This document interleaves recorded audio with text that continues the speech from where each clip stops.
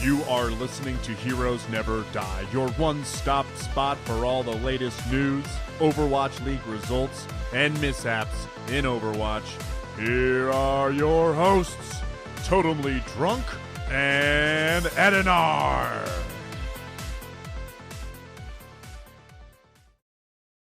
What is up, guys, and welcome back to Heroes Never Die, your one-stop spot for all things Overwatch. I am your host, Totemly Drunk, and tonight on episode 173, we'll be taking a look at everything that's been going down, both in Overwatch, Overwatch esports, see what's buzzing within the community as there's been a little bit of spice. And, maybe a little bit of help for the Tier 2, Tier 3 scene, which is great to see. And of course, we'll look ahead at the week to come in the Overwatch League in what has really just been a polarizing stage, as the meta has definitely shaken things up from top to bottom. But before we can jump into the news and introduce you to my co-host, let me just take a quick moment to thank everyone who is joining us tonight on Twitch for our live show, and of course to thank all of our repeat listeners. So joining me tonight, as always, after a two-man show last night, is the same person, that being Ed and our Ed. How's this week been, man? It's been pretty good. It was a fun week of Overwatch League. We got the new patch come out, the chaos of WoW Classic. Number one viewed thing on Twitch the other day, just to see people try and reserve names. That baffling to me. It will be huge for like a week and a half, and then probably will plummet quite drastically, but I'm looking forward to that. It's also the start of fantasy football season, so I'm doing a lot of prep for my numerous drafts that I'm in. But yeah, how's your week been? It's been pretty good. Obviously, Overwatch League is pretty hectic. And with that, Fantasy Overwatch League this week was pretty interesting because we had some of the highest scoring games and also the worst scoring game in existence, which kind of resulted in a little bit of trash talk from one of the coaches from the team that completely stomped the other, which we'll get into later tonight, which I love to see. Too bad he deleted the tweet. Shouldn't have done that. I love seeing the trash talk, and we need more of that in esports across the board. But my week's been good, and we have role queue in the game. A lot of people have been playing Overwatch. A lot of my friends list has been playing the game. A lot of returning players. A lot of shenanigans going on there. There's also been a lot of complaints about, where people are getting placed in regards to their skill rating in the competitive beta season, because they feel like for an off-roll, they're getting placed way too high, and it seems really relative to what they had been getting prior, regardless of what role they were on. But that's kind of to be expected. There's been a lot of crazy fluctuations, which we did see on the PTR when role queue was going there. So it seems like these first couple of weeks is going to be a lot of kind of getting everyone situated where they need to be. So expect a lot of wonky numbers kind of getting thrown at your screen. But we did have the name reservations for Classic. I reserved all three of mine, and we are going to be with Lag and Balls, Convert to Raid, and AIE on their community. So we did roll on the PvP server White Main, and we are going Horde, so I'm looking forward to that. So I got my warrior name in there for some Dead Girl. I got my totem name, which I ended up using for a hunter, and then I got Dendrophilia for my Wrestler Druid. So I got the names that I wanted, but I could not get my vanilla mage name, unfortunately, so there is that, but it should be a good time. Yeah, I rolled my main is going to be a priest because I like horrible things happening to me for some reason. And I like taking the longest possible time, so I'm going to rely on totem a lot. So you like horrible things happening, right? Yeah. It's like being an Outlaws fan. I wouldn't go that far. I'd rather level a priest as a priest in Classic than be an Outlaw fan. Less heartache, fewer deaths. Yeah, feels bad, man. And less having to explain yourself with results. But that's besides the point. Let's go ahead. Let's jump into the news. So as you guys have probably noticed, we did have patch 1.39 drop in on the live servers yesterday. That would be Tuesday.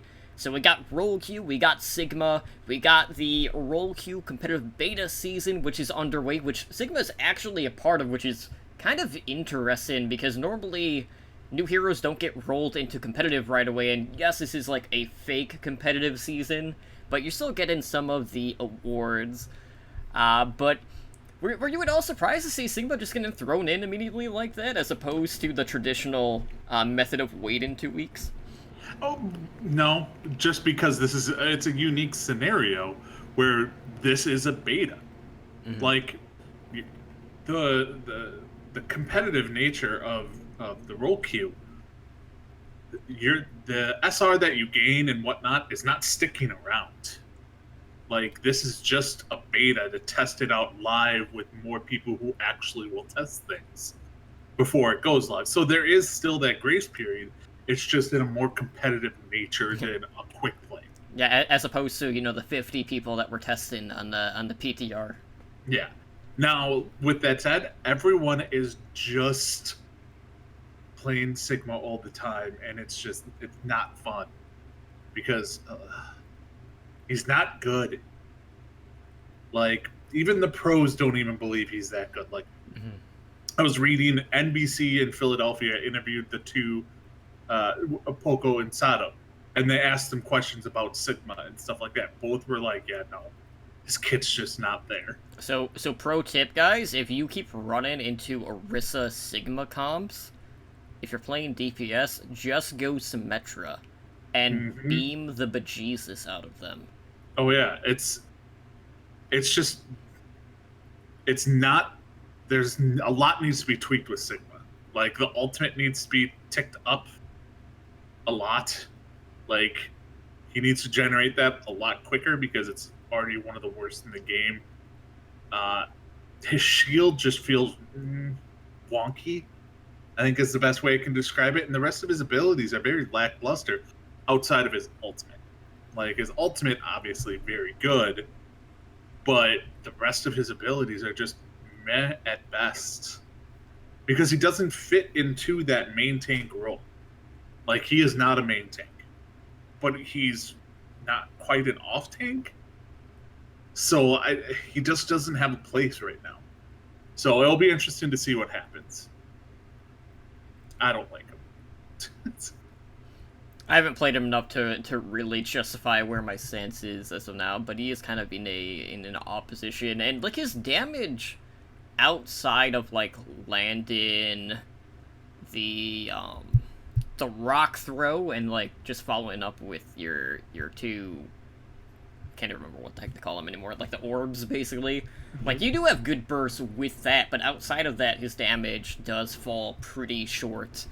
So outside of the new hero, guys, just as a reminder, with Roll Queue, that is not going live in quick play until September 1st.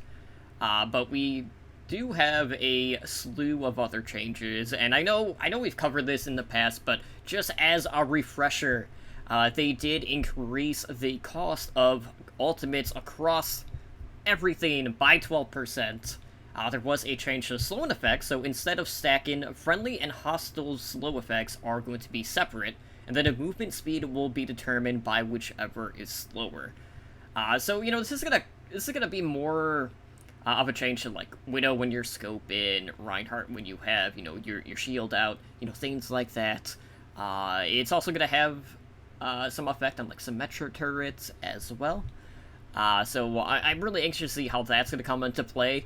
I will say, like, I have been dabbling when I was on PTR when we weren't playing competitive all the time. I was playing more Ashe, and Ashe got her reload time decreased from 0.3 to 0.25 seconds, which honestly, like, on paper, doesn't seem like much.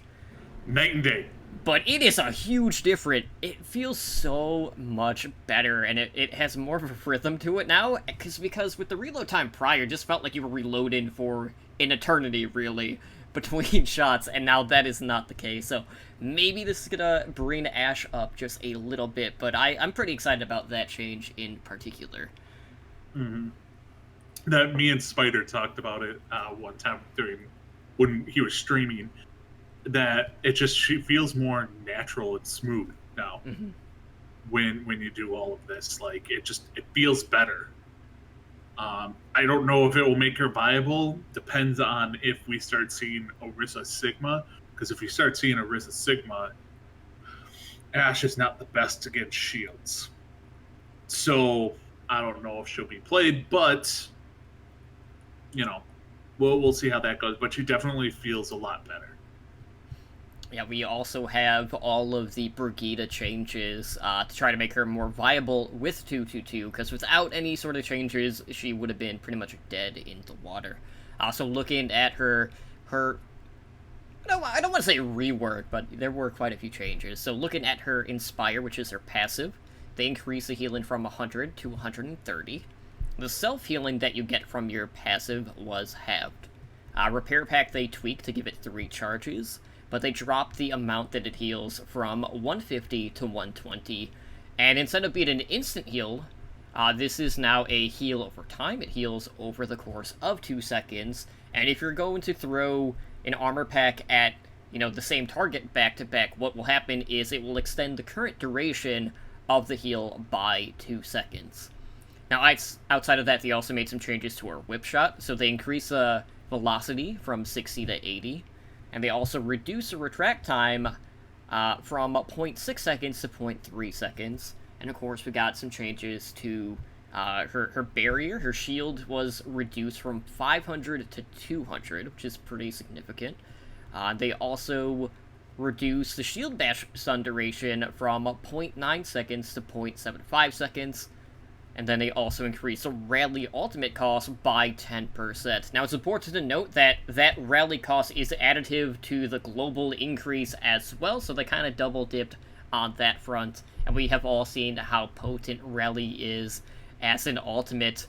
And, Brick's kind of in this interesting spot right now. Like, we're not too hot on her shield still at this point. They didn't make any sort of adjustments back from what we saw on the PTR, so it is very hard to keep your shield up at that 200 health point.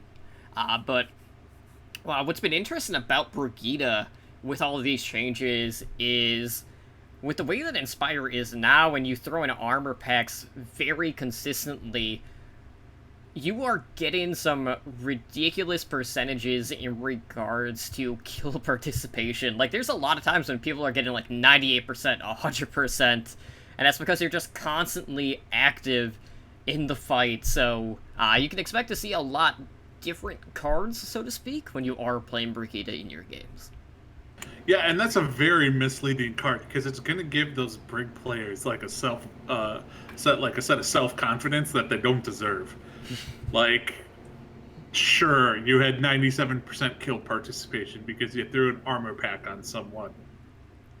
La di frickin' da. You also let half your team die, and then you stood there with your shield up thinking you could be a tank player. And I'm not seeing it with her. She's got a niche that basically is to stop any flankers. Mm-hmm.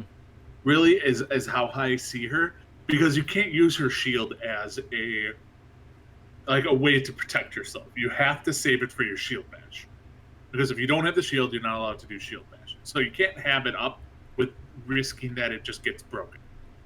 So you take those two things out of the equation and make them one ability. The shield and the shield bash go hand in hand. As far as her repair pack, it seems nice, but I don't know how effective it's going to be, especially if against a Reaper. Like, a Reaper will be able to melt through that rather quickly on the tanks, and she has to be legit with the tanks the entire time still. Like, she still has to be a frontline support player because of her flail and all that stuff, the healing that she can get out that way. It's not a GOATS meta, so the only target she'll really have from that is, possibly a Reaper, or, yeah, that's really about it, because they're not they're not butting heads face to face right in front of each other. So I just don't know if she'll see play, but I don't know if people will see her all the time. Which I'm totally fine with that. Not every healer can be the best healer in the game. She's kind of now like Sigma. She's in that middle zone of she's not a main support, but she's not quite a flex support. So I don't know where to put it because she doesn't put out like the damage a flex support really can. Right. Without being right in the heart of things, but she can't put out the healing that a regular healer can put out. So she will probably see some buffs in the future. Yeah, so we're expecting her to still see play against dive comms, but you're not going to have the same healing throughput like you would with like a Moira in the current state at this point. But I will say, like, I do like the repair pack right now. It feels a lot better. It does make you feel more mobile as opposed to, just kind of having like that instant burst, which, in 3-3 was a huge asset to that team composition. So we'll have to keep an eye on if they're going to keep making some adjustments. So I feel like right now she's still going to have a spot, but I don't think she's going to see more playtime over like Zenyatta or Moira at this point. Now, outside of that, in regards to balance updates, they also took a look at D.Va. So recall Mech Pilot alt cost was reduced by 12%. Doomfist saw his quick melee no longer being able to pause his ammo reload. And then he also reduced the number of storm arrows that Hanzo has from 6 to 5. Alright, Ed, so looking at the meta in Overwatch League right now, we've been seeing primarily Mei, Reaper, a good amount of Hanzo, a little bit of Widow, Pharah, Doomfist, characters like that. Do you feel like with that little less burst potential with Storm Arrow having one less ammo, that's just going to further solidify Reaper's spot right now? Yeah, probably. Because, I mean, you're bringing Hanzo a lot with the meta that's going on now to be kind of a shield breaker. And that Storm Arrow is a major part of being able to break that shield. Well, you take away, one of them, that's less damage that they can really put out there.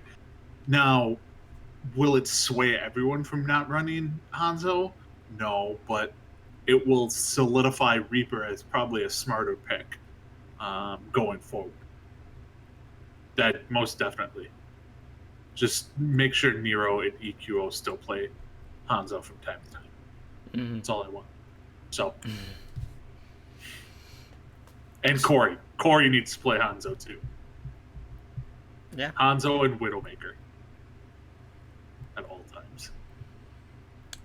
So outside of that, we do have some changes to some of the main tanks in the game. So looking at Orisa, her protective barrier cooldown was increased from 8 seconds to 9 seconds. So, as I mentioned in the past, that's one more second that we'll have to worry about Bumper misusing his cooldowns, which is kind of rough. Reinhardt also has a new passive Steadfast, which reduces knockback effects by 30%. Alright, so this is an interesting one. So I will say Reinhardt for a while has kind of fallen victim to being a pinball. He gets knocked around a lot. It's really hard for him to keep in one spot. He's very susceptible to boops of all kinds. And I will say with Steadfast it does feel a lot better, but given we've kind of entered this stage that revolves more around isolation, do you feel like Reinhardt is even going to see that much play right now? I mean, we're not seeing Reinhardt before this. And the thing is the comps that other people are running, they're not running a bunch of boops or anything like that. You're not getting a whole lot of Doomfist. You're not getting a whole lot of Lucio, You're getting a little bit of Pharah. You're not getting a lot of boops. Like, Reaper's not booping you. Like, Mei is not booping you. She's freezing you, but she's not booping you. So, I don't... This is just too late. This is something that should have happened when Goats was around, but now it's just like a...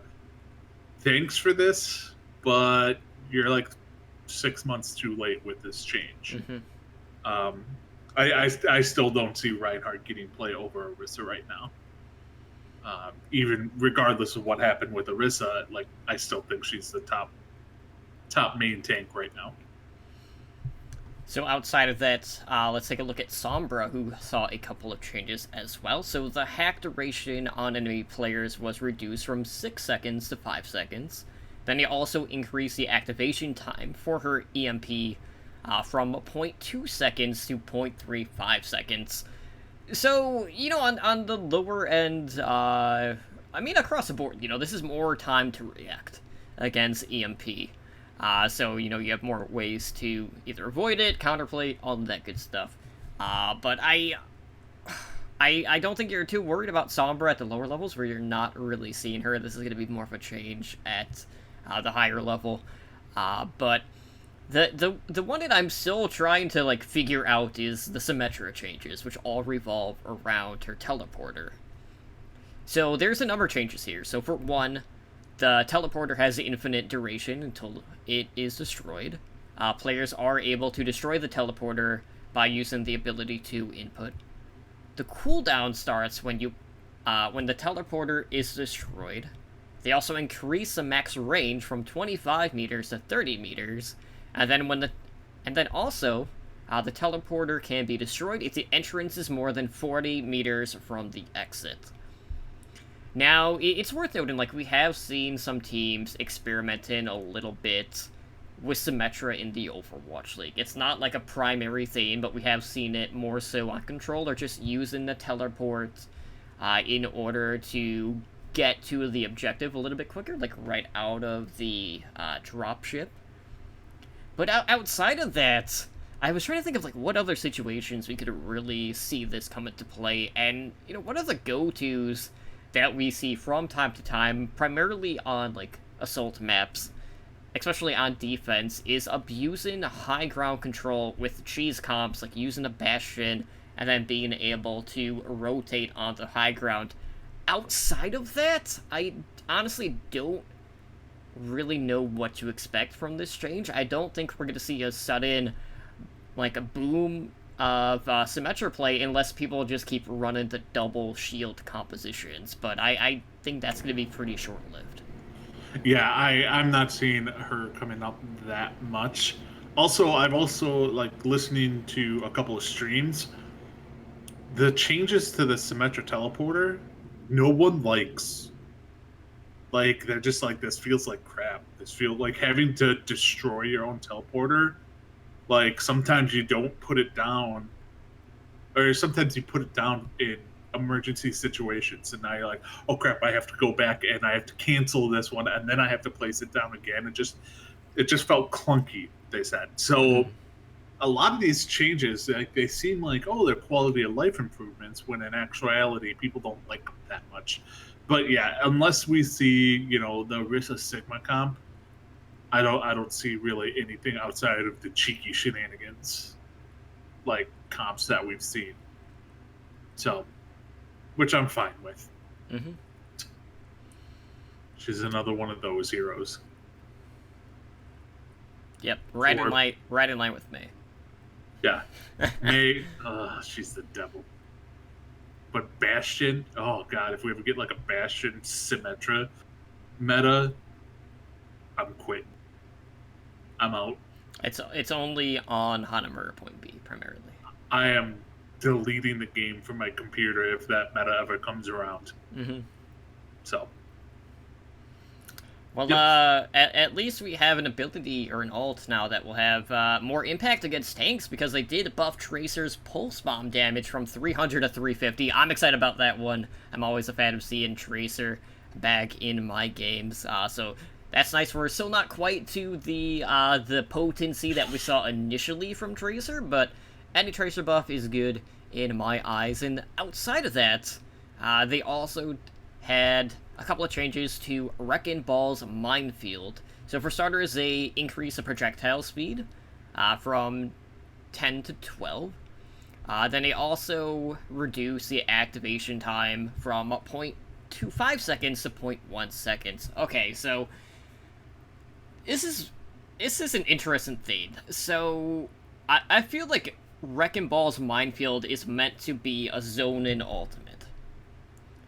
And with the spread change, that's going to help with that.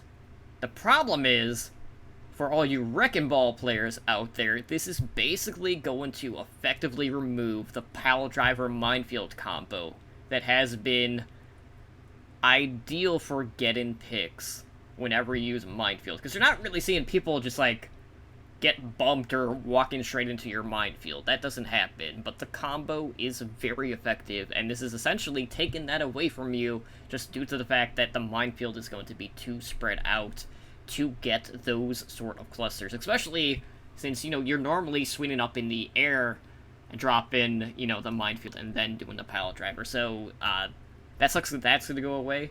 But it is going to primarily just revert back to being more of a zone-in tool to cut off an entrance point, things like that. You're muted. You got it out early. I got it out early.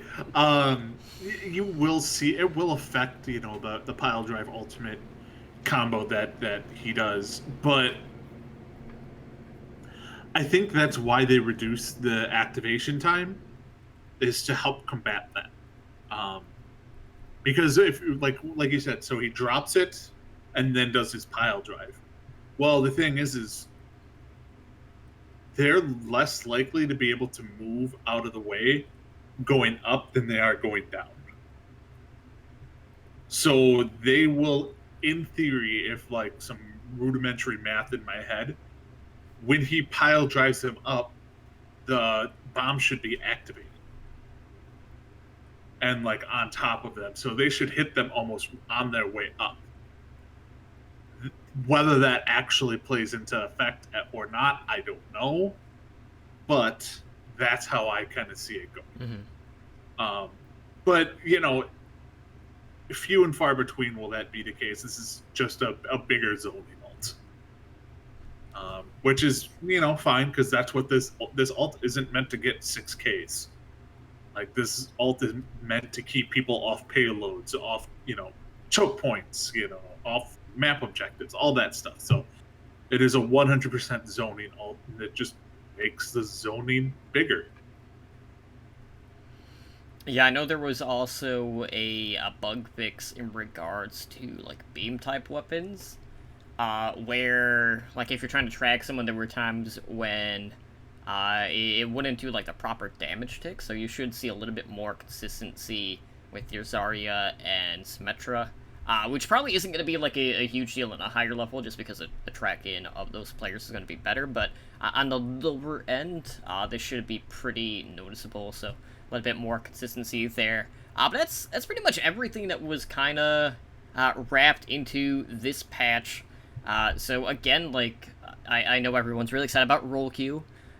Make sure that you guys are doing your placements, because I'm pretty sure they are doing the competitive points even for the beta season. But I really feel like this beta season is more, okay, let's really figure out where people are supposed to be before they start competitive. Like, that's honestly what it feels like. Like, I don't get what Blizzard and Overwatch have against a legit just MMR reset. Like, there's no better time than to be like, you know what? Screw it. We're doing a full MMR reset. And it would be very much welcomed by everyone in the player base. I feel like the main thing is, this is one of those things, Ed, where it's you're damned if you do and you're damned if you don't. Because right now, like we did our placements on the PTR. There were several games where, we had a tier difference of 2, right? Now, imagine if they do a complete MMR reset. Everyone's back to having nothing, no data, and then you're having, your Grandmaster players in there with, like, Silver players. And I feel like no matter what, there's going to be, like, this 1 to 2 week stretch that is just going to be an absolute clown fiesta. And I feel like that will happen regardless of if there is a reset, as opposed to if there wasn't one. So I feel like no matter what way we go about it, it's just we're in for a rough patch regardless. Yeah, and I mean, there is no chance of ever having an MMR reset after this. Right. There's legit none. Like, this is it was the last ditch effort by the fan base to get an MMR reset, because there will never be another time as ideal as this to do so. So I feel like the key thing here is what your SR differential is between your roles at this point. We don't want to get into a situation right now where, let's say, your differential between roles is at a maximum of like 50 to 100. Like, you want to see more of a spread, because that will let you know that the soft reset, because, you know, they said, like, hey, like, we've been tracking your different role MMRs for a couple of months now, and that will come into play. You don't want to be in a situation where your tank, your damage, and your support one, even though you never play support, are all within, 50 to 100 SR one another. You want to have, like, 200 plus differential to let you know, like, hey, our data on the back end is actually working, gathering this information. But, so far, it's been not looking so hot, at least from the people that I have talked to, at least so far. I know Hannah from Omnic Weekly was talking about how, like, she went 5-0 and then she didn't place as high as she normally does, despite how she was doing on that front. But then, we also saw how our placements went on PTR and saw the wild, like, SR gains that we would get for wins. Like, I know, as I mentioned, like, when we were doing your tank placements, and I had finished my placements and I was playing support, which at the time I believe was my lowest on PTR. But with those 5 wins, I gained close to 480 SR, which is a wild swing. Like, we're used to seeing smaller increments. So I feel like right now it's going to be a week of these crazy jumps, crazy swings, and then we'll start to see that trickle-down effect of maybe only seeing, like, the 20 to 40. So we'll see it, like, split in half at that point. Yeah, and I mean, this is how drastic it is on the PTR. When we were playing, after I did my tank placements, I think I was at like 24 something, right around there, 24 something.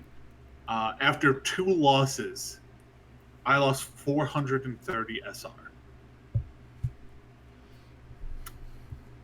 Yep. Now, 430 SR in 2 losses. So the real question is, Ed, do you feel like that SR was more relative to your skill as a tank, and you were just placed too high? Third game, we won. I gained over 100 SR.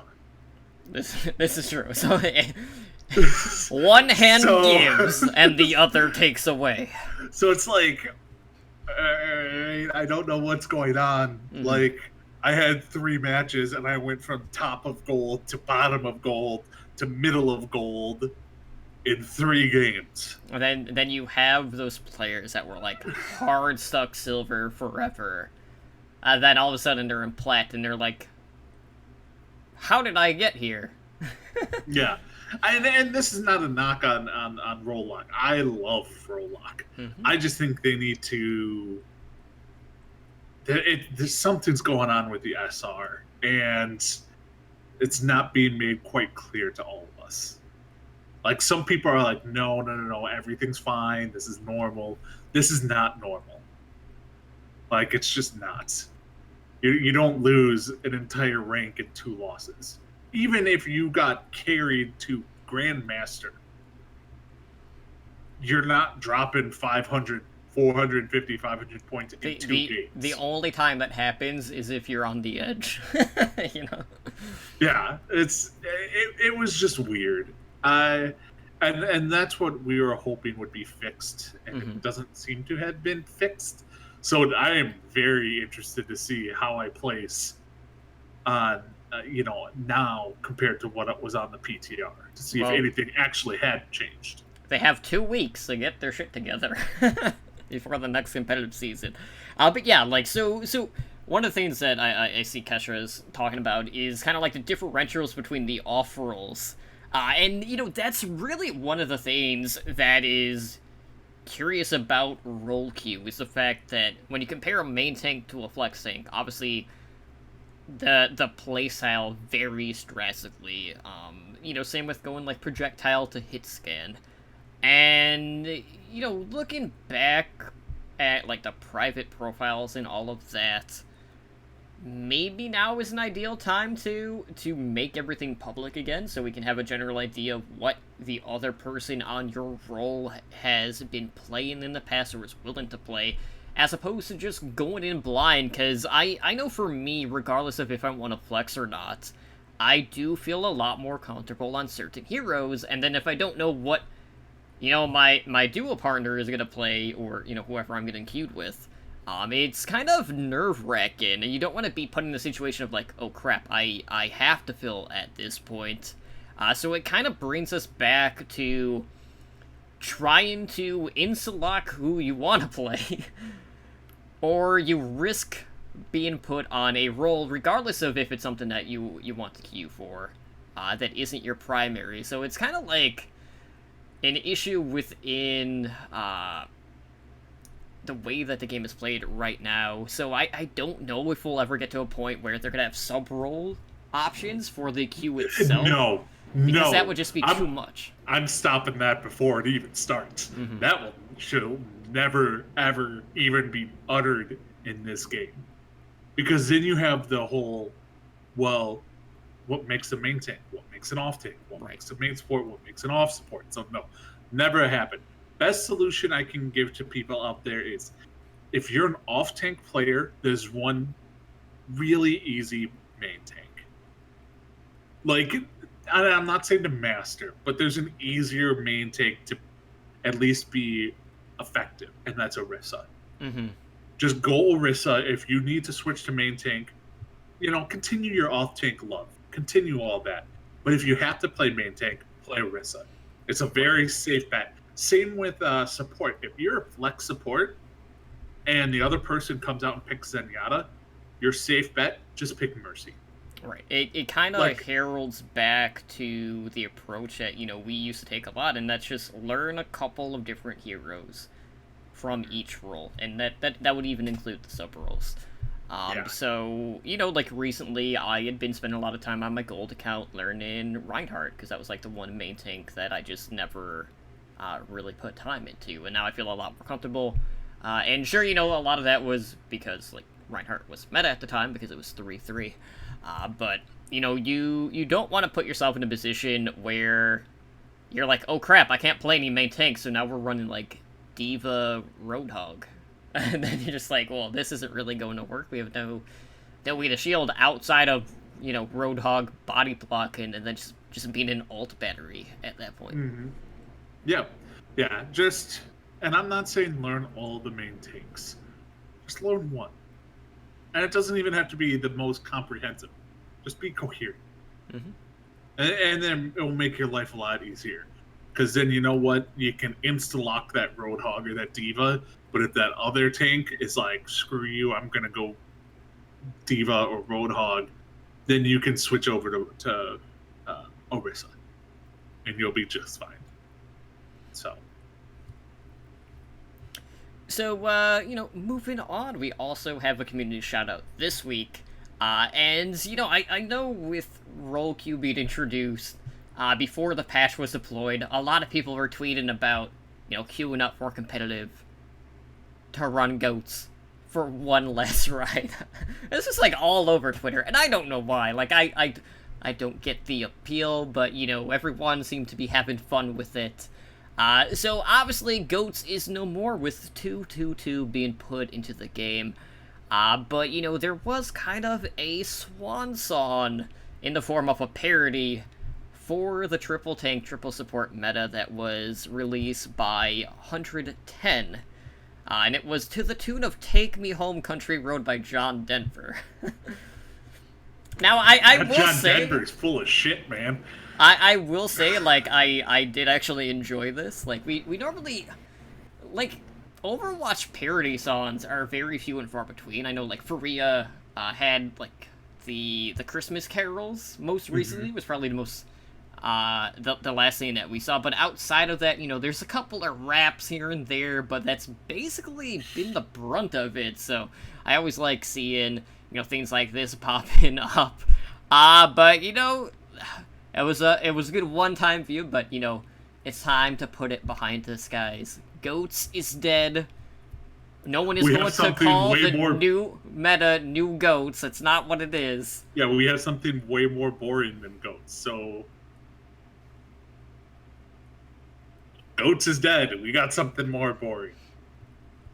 Wah, wah. So how long before we get the parody song for Dicycle? Oh, see, that's a good one. See, this was a good parody song. And like you said, there's a lot that are just like, all right, I can listen to the first 20 seconds, and then I gotta shut this off. It's not quite on the level of the Luke Skywalker "You're Welcome" from Moana. If you have not seen that one, I could literally watch that thing over and over again. It's probably the best parody song I've ever seen. But this is better than the majority of the Overwatch parody songs out there. But it's hard for me to listen to this song, even the melody, and not think of Kingsman, Golden Circle. When he's standing, when he's singing at his death. I'm like, oh, British man. Well, it was loves him some John It was Denver. the death of goats. It just doesn't sound right if it's not a British guy singing it to now. So next thing we need Bren to sing this horribly.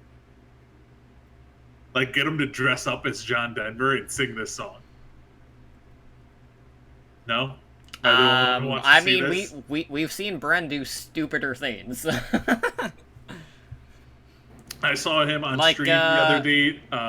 You're learning how to knit on stream. So there was that. He also rolled Alliance on our server. Oh yeah. Anyone who's joining the same guild as Bren on the Alliance in Whitemane, I will murder you. Because one thing priests are good at endgame, PvP. Shadow priests are legit awesome at PvP, so I will destroy you. Coming for you, Brad. Now you just need to accept my challenge on the Widowmaker 1v1. Mm-hmm. Headshots only. I will dominate. Yes, I will. I don't know about that one, Chief. I just have to get him real drunk. See? I'm going to give him that new loco... The Seltzer.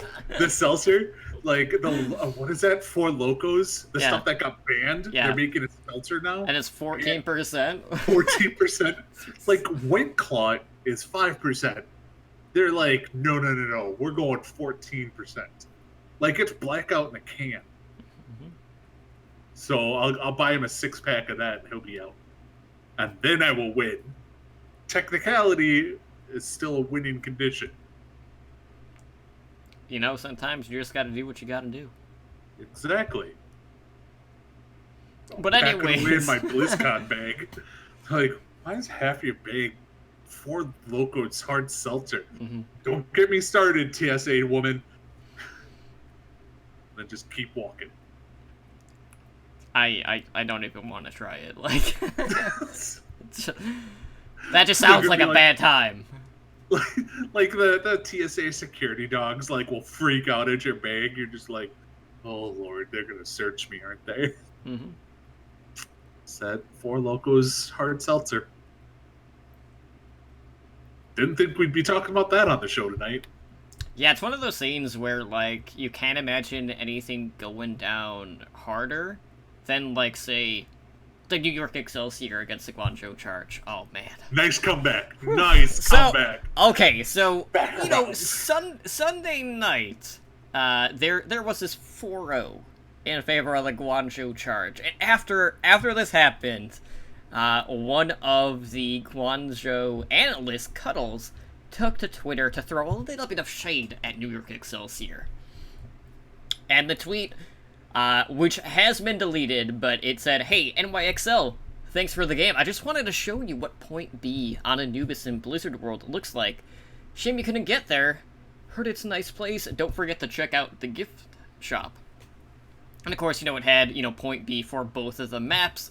And then Route 66 happened, which the charge full held NYXL on. And then Cuddles, of course, had to do a follow-up with an update on that. And, we constantly talk about the need for trash talk. We sometimes get it in between maps, like Dogman especially tends to, shout out to the crowd, things like that. Sometimes we get it from, the comms check, but it's not that common. But there's not a whole lot of playful banter, and there are definitely players out there who kind of, relish in that, in the trash talk more than others. Even during, some of the post-game interviews, some players are very tentative about what they want to say. Others just dive right in. Bumper, for example, loves trash talking. But you also have those players that are just so tentative, and then they don't want to... I don't know if it's they don't want to upset people, or they don't want to, cause unnecessary drama or anything like that. But trash talk is a part of sports. We need more of it. And it's definitely something that could help organically grow, feuds and things like that. So I was disappointed in Cuddles to see that he had deleted this tweet. But man, when I saw this, I was absolutely rolling, because it's just one of those scenes. Yes, it was a 4-0, but it was one of the most one-sided matches I've seen. And to see, NYXL go from, putting up a good fight against the Spark, who started to, show some new signs of life, to then just getting completely stomped like this. It was just, it was a thing of beauty, seeing this follow-up. And to add on top of that trash talk, this one was not deleted. But did you see Nero? I did not know. So Nero tweeted out, literally within 15 minutes of the game ending, "They got smoked. Oh my god. Good games, New York Excelsior." I'm like, Nero, I love you. I want more of this. I want the trash talk. If you haven't, noticed, I enjoy my fair share of trash talking. You don't need to be a winner or a loser to trash talk. You just need to trash talk. If I trash talk and I lose, so be it. It's not going to stop me from trash talking. On to the next week. Yep. You gotta go into each week thinking you're the greatest and everyone you play against is a piece of shit. And that's kind of the attitude I have, especially with fantasy. And I want the players to have that. I don't care if, Gargoyle should be coming out and being like, "You guys suck. I just started in this league and this stage, and I'm already better than all of you." I want stuff like that. And now I get why a coach would have to take down the tweet more so than, players. Because, as a you can't do as much trash talking when you're in a supervisory role. Right. But you can let your underlings do the trash talk. So I see why the coach was probably told, "Yeah, you got to take this down." What's his name from the Outlaws? The idiot that went on a vast stream. Flame. There it is. That guy just was like, "Screw it. I'm just gonna go on a public stream and just start trash talking everyone, and talking crap about everyone." No. And there's a difference between talking crap and then talking trash. This is obviously trash talk. This is just throwing shade at them in a fun way. So yeah, we need to see more of it. We need more bumpers of the world. We need more Dogmans of the world. Preferably ones who don't die first all the time. Because they're two of the people who die the most. See, that's the thing. He wants to get to the trash talk that much sooner by dying. That's what it is.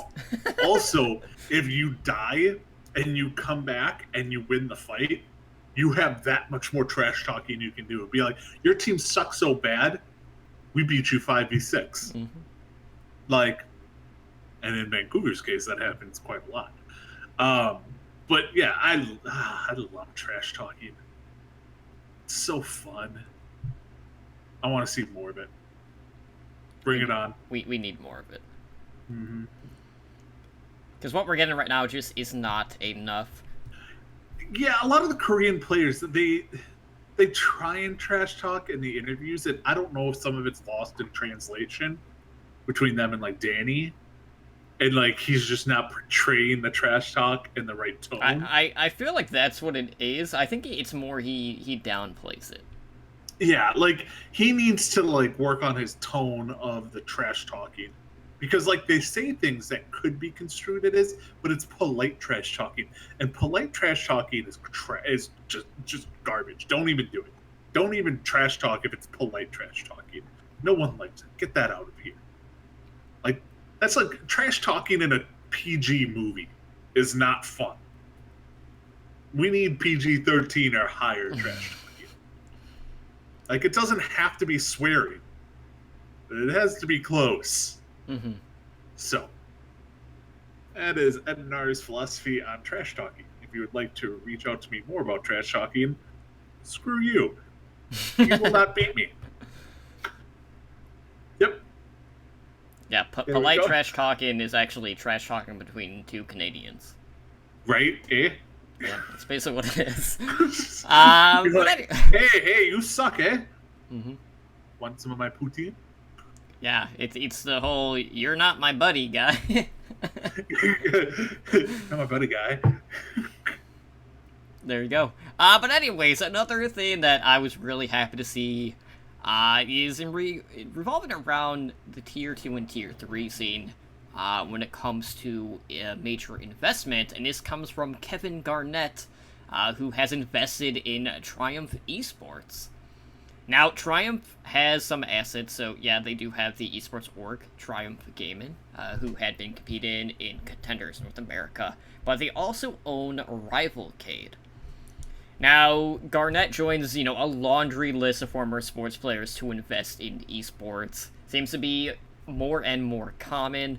And for me, it's more of a curious scene with Rivalcade, because Rivalcade is one of those tournament organizers who in the past had hosted a lot of weekly events in both North America and Europe. So like, I was like, oh man, could this be something good for Tier 2, Tier 3? Could we see the return of weeklies to help bring more money into that field, when really there is a severe lack of it right now, and I'm hoping that this investment is going to bring more competition on that front, because there is a lot of talent out there, and like I feel like the Korean Tier 3 scene gets a lot more attention as opposed to like even some of the Tier 2 scenes from other regions. But if this brings back Rivalcade in any form with weekly events or just monthly tournaments, I am all for it. But I'm always happy to see more and more people getting involved in esports. And Triumph has been really growing their brand as of late, and they've really kind of brought themselves to the forefront in regards to the NA orgs. Yeah, when I first saw this, I actually thought of something completely different. So, what I pictured with this is Kevin Garnett is a big name. Mm-hmm. He is like, when you listed off some of those other people, like you're talking Jordan, Shaq, Rick Fox, Steph Curry, like those are big names. Those people were not investing in Tier 2 scenes. Now, Kevin Garnett may not be able to invest as much as he may want in a Tier 1 team and have as much say in things.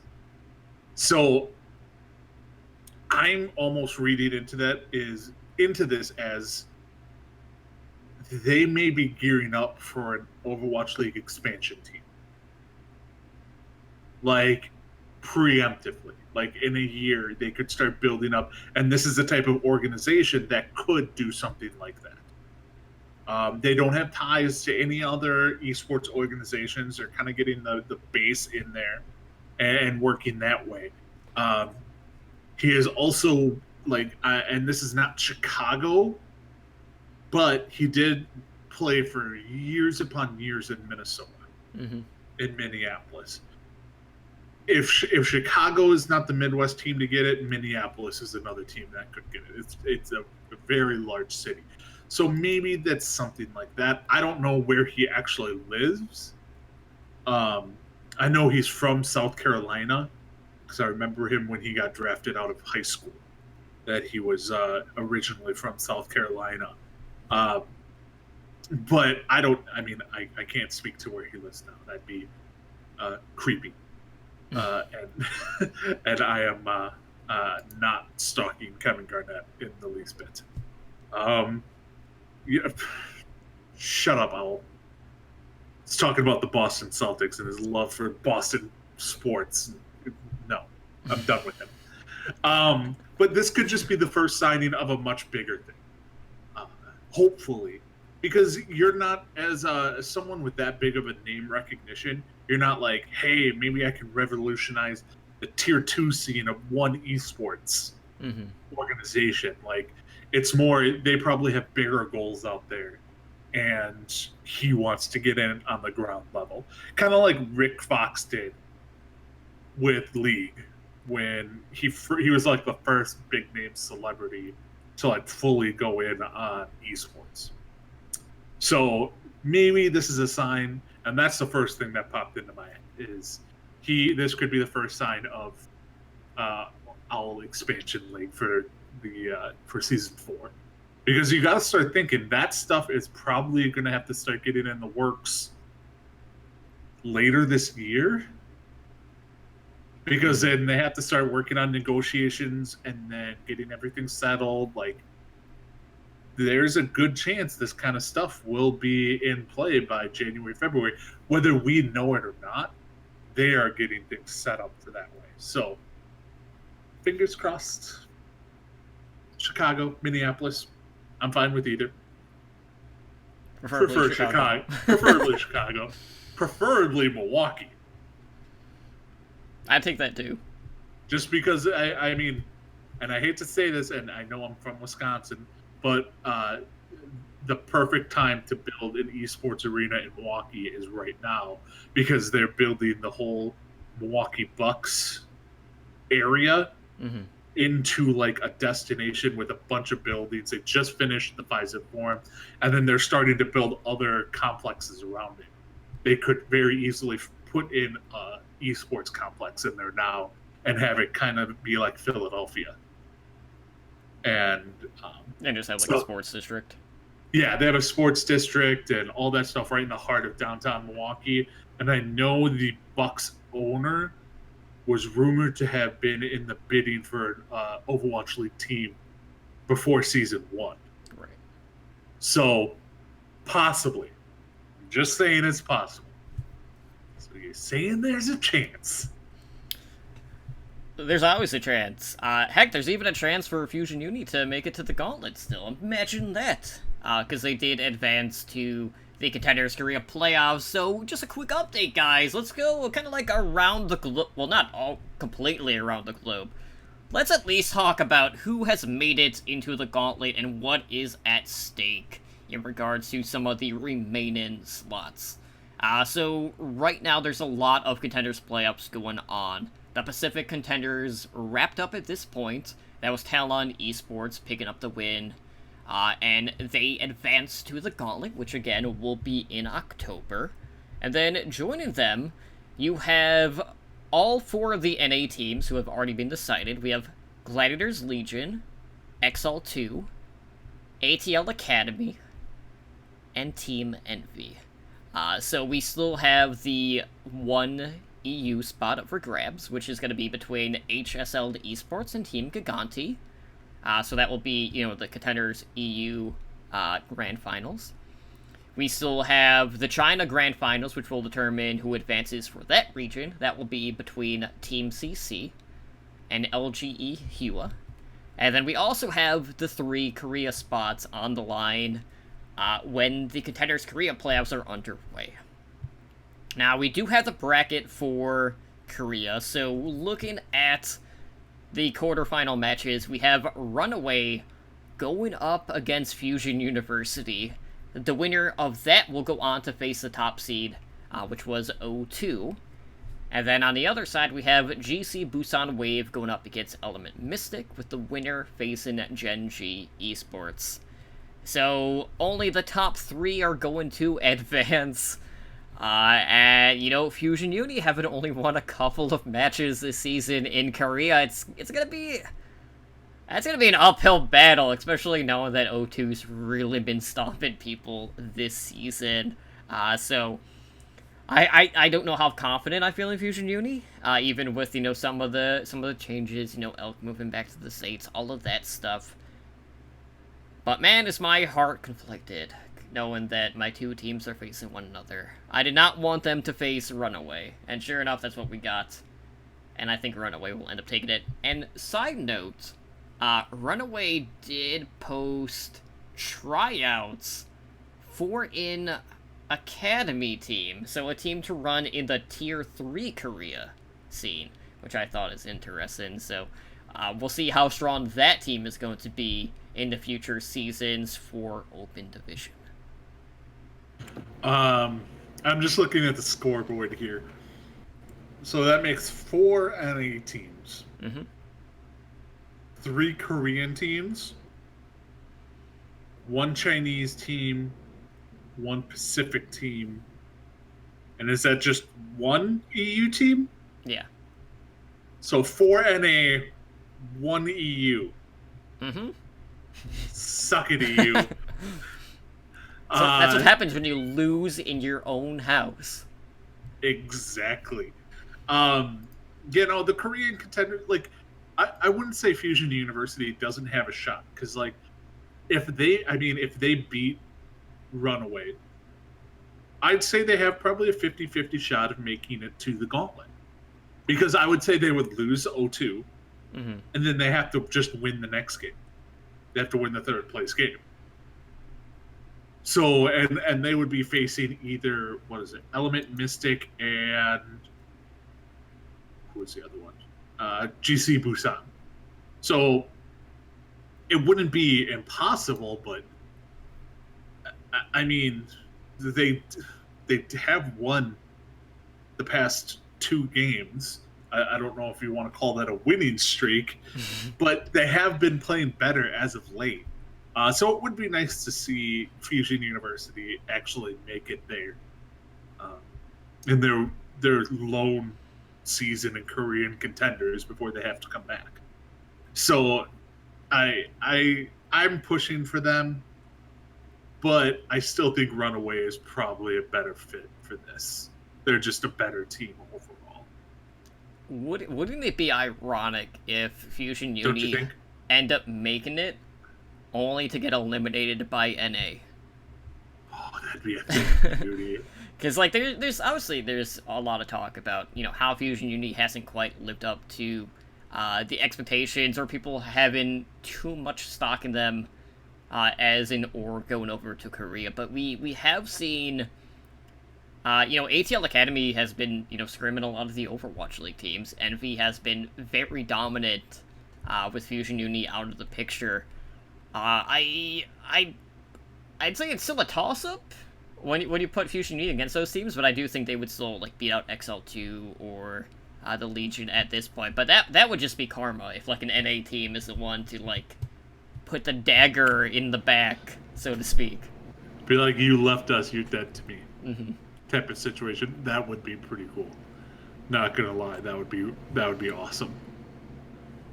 I'm just looking forward to seeing it, and when it actually comes around.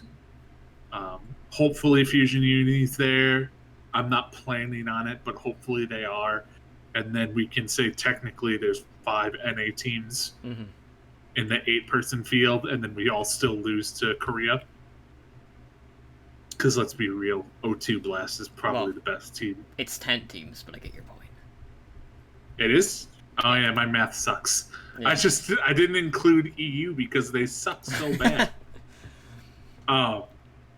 It's one of those things where Korea's probably just going to win it anyway. Also, we don't know what the hell is going to be happening with the rosters. Like, that's one thing that is very infuriating about everything when they try and hold these big contenders tournaments. The rosters change nonstop. Not because, like, people retire, get traded, that kind of stuff we're used to. But in this case, it's, well, they got called up, so they can't play. Mm-hmm. You know, it's kind of like going to AAA baseball championship game. No one really cares. Like, all these players, either A, that got them there, either A, aren't with the team anymore, or B, know they won't be with the team next year and really don't care. Right. So it's fun to watch, but I mean, I don't know. I obviously will not be tuning in live. Mm-hmm. Like we have stated numerous times before, we will not be tuning in live to South Korean broadcasts. Right, and with that being said, in regards to contenders, both of the NA finals are tonight. One of them has already happened. I'm not going to spoil the results, but we had Team Envy going up against XL2. And then a match that is currently live is between Gladiators Legion and Atlanta Academy, so be sure to check those out when you guys get a chance to see who comes out on top in that regard. But let's go ahead and shift gears and talk a little bit about the Overwatch League. So first up, the Toronto Defiant have parted ways with Bishop, who is their head coach, and this happened after the games on Wednesday night. Or no, it was Wednesday, right before the games. So what's interesting about this is they did not name an interim head coach.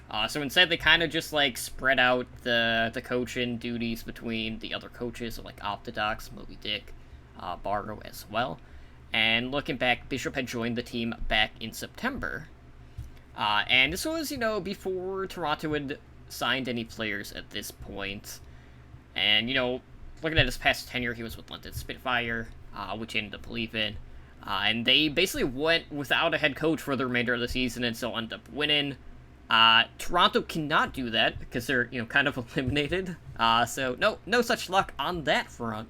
But there was no particular reason given for the release of Bishop. And I know that the tweet was kind of a little doom and gloom, so to speak. And then you had Bishop tweeting yeah, I just got released on my birthday. And then it's just oh, here we go again. Here comes the drama.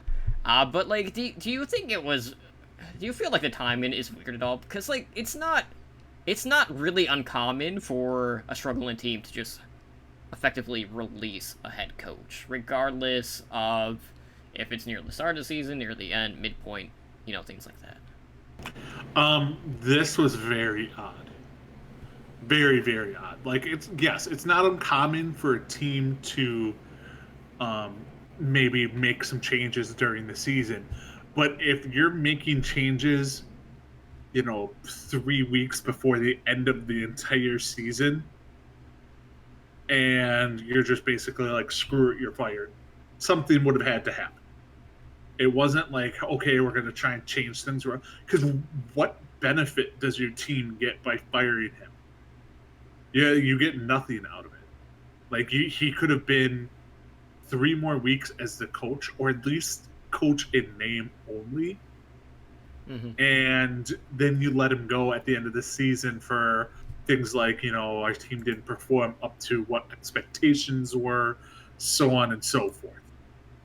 Perfectly fine. You don't fire. You don't see anyone firing their NFL coaches in week 14 of the season. Week 8, sure, not week 14. Right. It's whether they're eliminated or they're not, you don't see those changes. So something had to have happened. Will we ever find out? Probably not. Nope. Because what's transparency? Yes. Will there be speculation up the wazoo? Sure shit should bet on that. Everyone's kind of okay, something had to happen. This happened, this happened, this happened. It could have just been something as simple as he got into a fight with the owners about the future direction of the team, and in the spur of the moment, they fired him.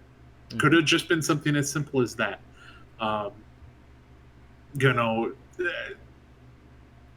there's no rhyme or reason to why they should have fired him. So I can't justify or make excuses why they would have fired him. Because people loved the Toronto Defiant and actually liked the direction they were going. So it's not like they had negative like team persona to like the fan base. Like the fan base still loved them. They weren't, going down the crapper like the Mayhem were for stage 1 and 2. Like they weren't in that type of situation. So this was baffling to me. I didn't get it.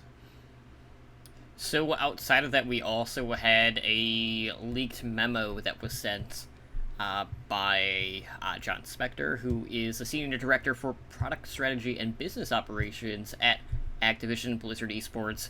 And I know it touched up on housing requirements moving into the future, where teams aren't required to have player housing beyond the first 90 days of a player contract.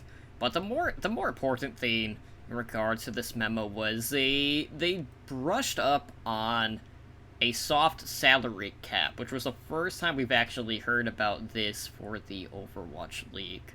Now I know when it comes to the housing changes, a lot of the talk lately has been about the growing expenses in 2020, with the league shifting to that heavier focus on the homestand model for both home and away games. Obviously, there's going to be a lot more travel, a lot of hotel stays, eating out, things like that.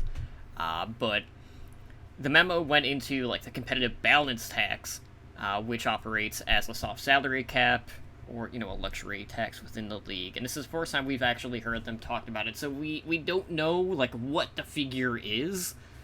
But it's so weird hearing them throw that out there, knowing that, well, we're still in a position where we don't have public knowledge to what the player salaries are, what the cap is even at. We still haven't really heard anything in regards to a player union or things like that. So it's still one of those things, I want to know more. I don't know if we're going to get to the point where that is going to be public. Okay, so I've actually heard a lot of negativity about Blizzard for all of this, at Overwatch League for all this stuff. Literally, none of this is worthwhile getting mad about. The housing thing, name me one other sport where they pay for the housing. I'm not talking about hotel rooms when they're on the road, because that will be covered. They will get a per diem for food, most likely, stuff like that. But housing when you're at home. Who pays for your housing? No one. Right. You have to pay your own house. My job does not pay for my housing to live where I'm at. If I have to go on the road for work, my job will pay for that. They will not pay for my apartment. Yeah, I mean, some teams, I'll go back to the Outlaws really quick. Dante had his first team dinner just this week with the Outlaws, and he's been on the team for how many months now? Yeah. It just doesn't make sense for a team to actually pay for someone's their employees' housing. I get the 90-day thing where help them get situated, because most of the time they're bringing them into a new city, they have no place to stay. You get them situated while they look for an apartment, look for a house, look for whatever. Fine and dandy. Do that. That's good. But don't pay for them to live. You're already paying them a salary, and before anyone says anything, they're getting paid above what the national average. They're getting paid just fine. They can afford to live on their own. Let's get that out of the way. They 100% can. Yeah, $50K minimum. Yeah, $50K minimum. They can afford, or at least have a roommate. Like the rest of us. Crazy. So that I have nothing. That's fine. People were talking about the soft cap. Now, the soft cap is basically okay, you can spend this much on players, but you're able to pay more.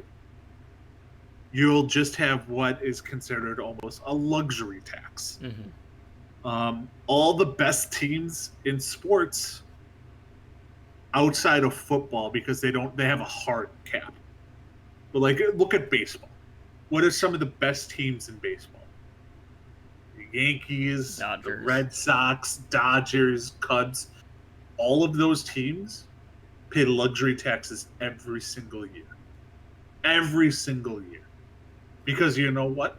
They can go above the soft cap. But you don't have to go above the soft cap. You know, it's one of those things where if you truly want that player or want to keep a core of 3-4 people together, you can keep them all together, but you're going to be paying a lot more than you normally would. And that's, you know, it's a catch-22. Like, you know, you keep them, but this is going to happen. So I have no problem. I have no problem with the way baseball runs their salary system, and that is kind of exactly what Overwatch seems to be doing, is modeling it after baseball. You know, and some people they think that the players are owed a lot more, and I don't think they are. Like, I'll just flat out say that I don't think they truly are. You're an employee of these companies. Do you go to your employer and be like, pay for my housing, give me a weekly food stipend, and then pay me my salary? No, that's not how the world works. You know, if they wanted to be like that, then they could also, the company could be like, sure, we'll do that for you, but you're not allowed to monetize yourself outside of that. Like, you're not allowed to stream and earn money off of that, and so on and so forth. And it could get real ugly. That's why you're not hearing much pushback from the players on this kind of stuff, because I'm sure a lot of the players don't want to all be living in the same house, because that's also not the most ideal situation either. Like, some may see it as being cool and a fun time, but 2 months into that, you want to kill everyone. Like, if you've ever lived in a house, depends how many personalities there are. Yeah, if you've ever lived in a house with 10 people, I have. It's fucking horrible. Yep, mark that down. Leave that out. I'm not blaming anything. It's god awful living in a house with that many people. Like, they may be close friends, and you're already stuck in a room with them for 10 hours a day. Do you really want to leave that room after 10 hours and be like, all right, what are we going to watch tonight? All right, we're going to get into a fight over who gets to watch what. You know, stuff like that. It's just, it's not healthy for the players to all live under one house. So, all of that, I think this was, I kind of expected a lot of this to already be there. And this is just kind of reaffirmed all of it. Right. So in regards to roster updates, we do have a departure from the Washington Justice amid their undefeated run in the current stage. Man, it's still a weird thing to say.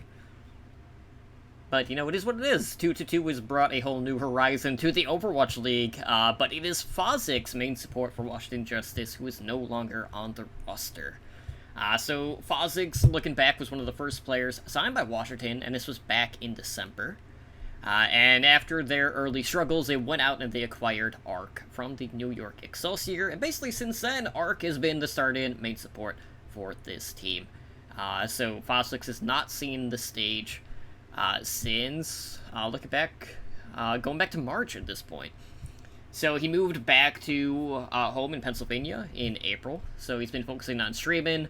I know he's still been making a couple of public appearances since then, but outside of that, we just have not seen him at all, so really not anything of a surprise here.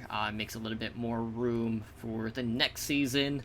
And, you know, I think at this point it's pretty obvious who their core is, at least on the support line. Because like we're even getting to the point now where it's just like, well, what Sleepy status going to be moving forward at this point? Just because he hasn't really been seeing a lot of play, because Guido's really been kind of like the backbone of winning, the team fights, even if the Justice are down 5v6 at this point. Yeah, I mean, Guido's in there. I actually, I hate to say this, and you know what? I'd say the majority of people out there don't know this. Who's the backup main support? For what? The Justice. You mean other than Phosix? Yeah, other than Phosix, because they have another main support on the team. You know what? I'm even drawing a blank because we exactly, and I don't even know how to pronounce it. It's Hayanu. Hayanu. Hayanu. Whatever. Hyeonu is been with the team since December of 2018, and he's a main support player.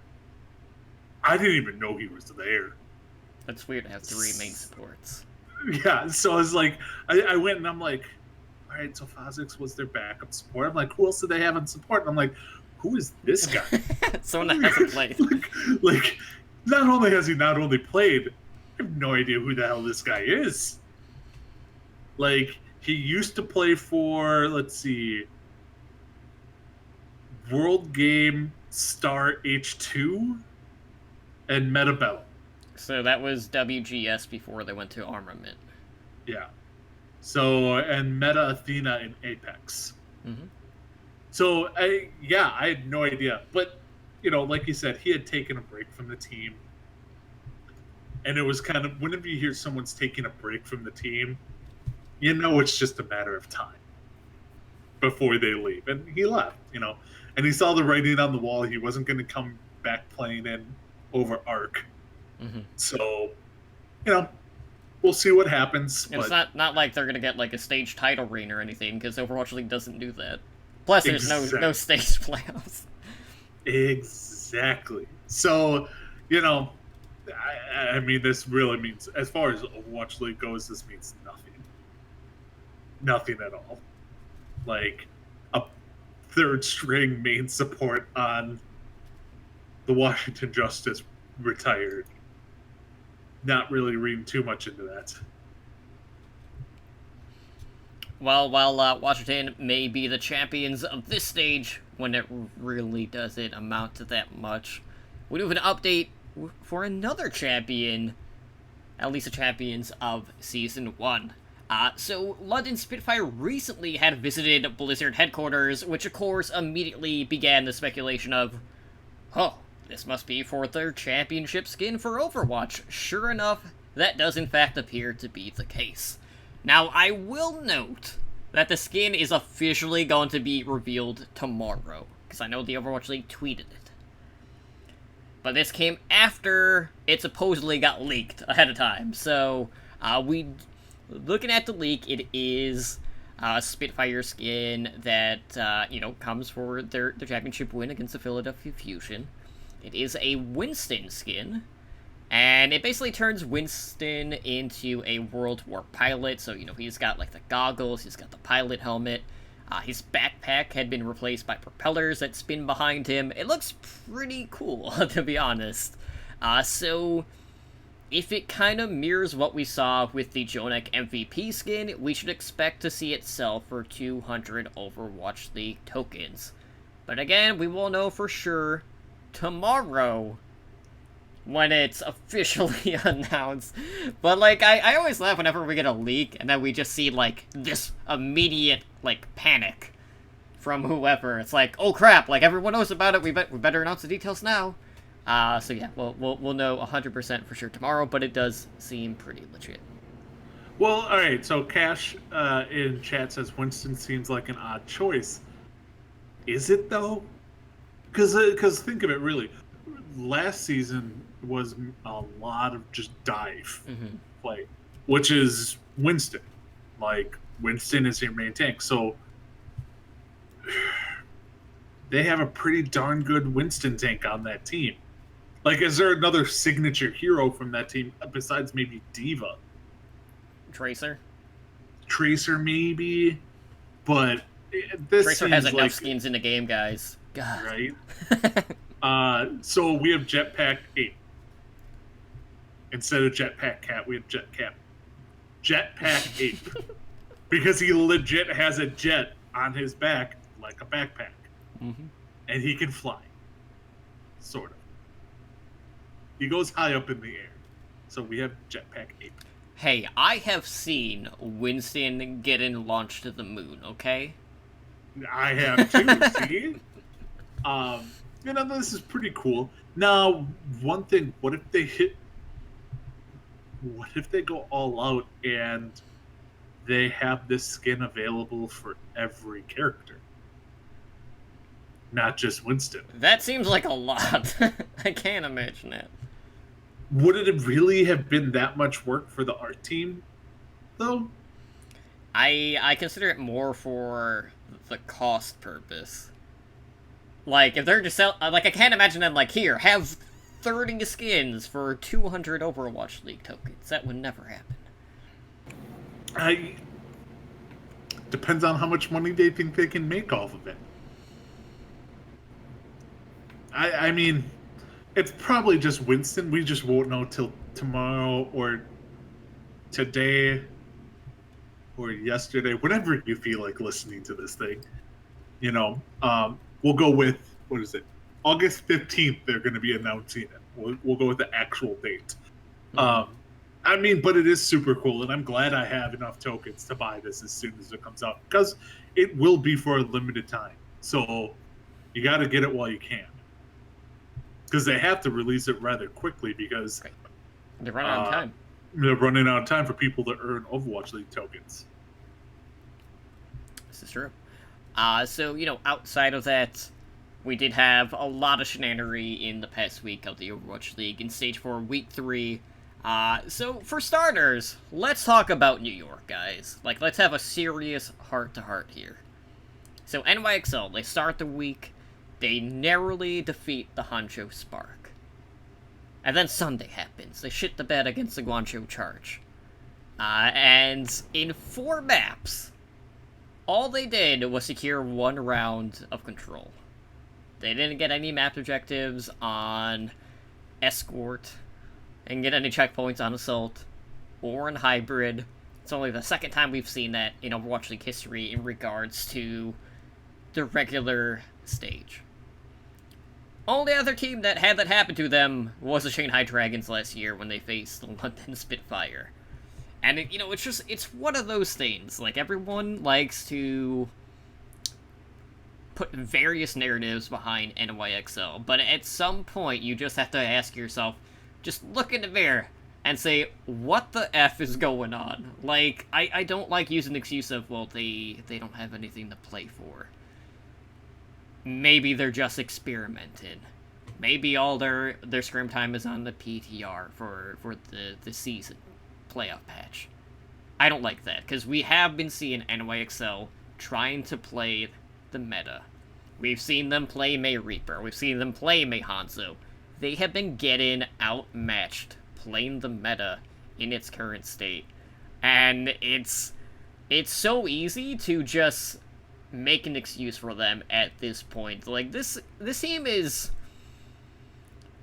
I feel like definitely part of it is just the fact that, yes, they are in a weaker division, so their record kind of gets inflated. Like, they have, 5-6 losses throughout the season so far? But they're basically the Canes of a division that isn't as competitive as their counterpart. So, I feel like the overall perspective of this team kind of gets skewered because of that. But it's just like, at some point, you just have to sit down and figure out who the hell you are as a team. And right now, it just falls back to the narrative of, this is the team that can do good in the regular season. But outside of that, they fold. Like, we need to see something from New York in the playoffs in order for them to dictate what the perspective is on this team. Because as of right now, we've already seen this narrative play out. We saw it last season. We've seen it in the stage playoffs, the ones that they have made this season. And right now, it really doesn't look like they're going to like buck the trend at this point. No, it really doesn't. I mean, they're 2-3 this stage so far, and they just have not looked good. It's not a matter of, it's not the sandbagging or anything like that. It's they don't look good in this meta. Like their team is not built for this meta. They succeeded so well last season because they are a very good dive team or double sniper team. Libero, like we talked about this before season 2 even started. Libero is a pretty darn good Hanzo player. Mm-hmm. Libero is a darn good, really, any player. He's kind of like the OG Rascal. Like, can really pick up anything if need be. But, like, you have Sebeobi, for instance, playing off roles.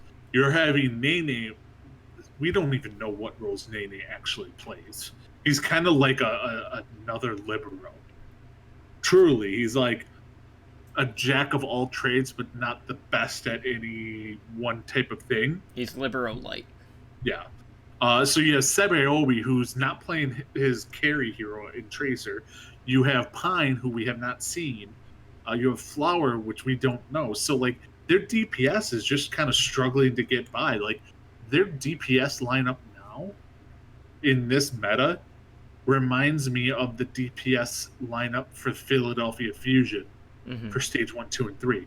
Now, I granted Carpe and EQO were not playing actual DPS heroes, but like they seem lost in the roles that they were on, type of aspect, and that's how I kind of see them now. Jonak seems to be fitting in okay. Like their support line has not been horrible. Their tank line, I don't think they know what to do. Like their tank line has not been good.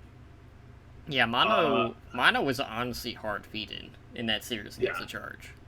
Yeah, Mono and Meko used to be like the epitome of what you want your tanks to be, and now it's just like you're not beating Fate and Gargoyle from the Florida Mayhem on the tank line. Like, it's just their tank line and their DPS, which everyone thought was one of their biggest strengths, are now their biggest weaknesses with this meta.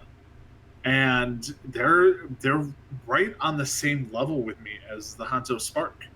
Mm-hmm. They're gonna make the playoffs because the first 3 stages carry them into it, but they're first round knockouts for me. The way they're playing right now, maybe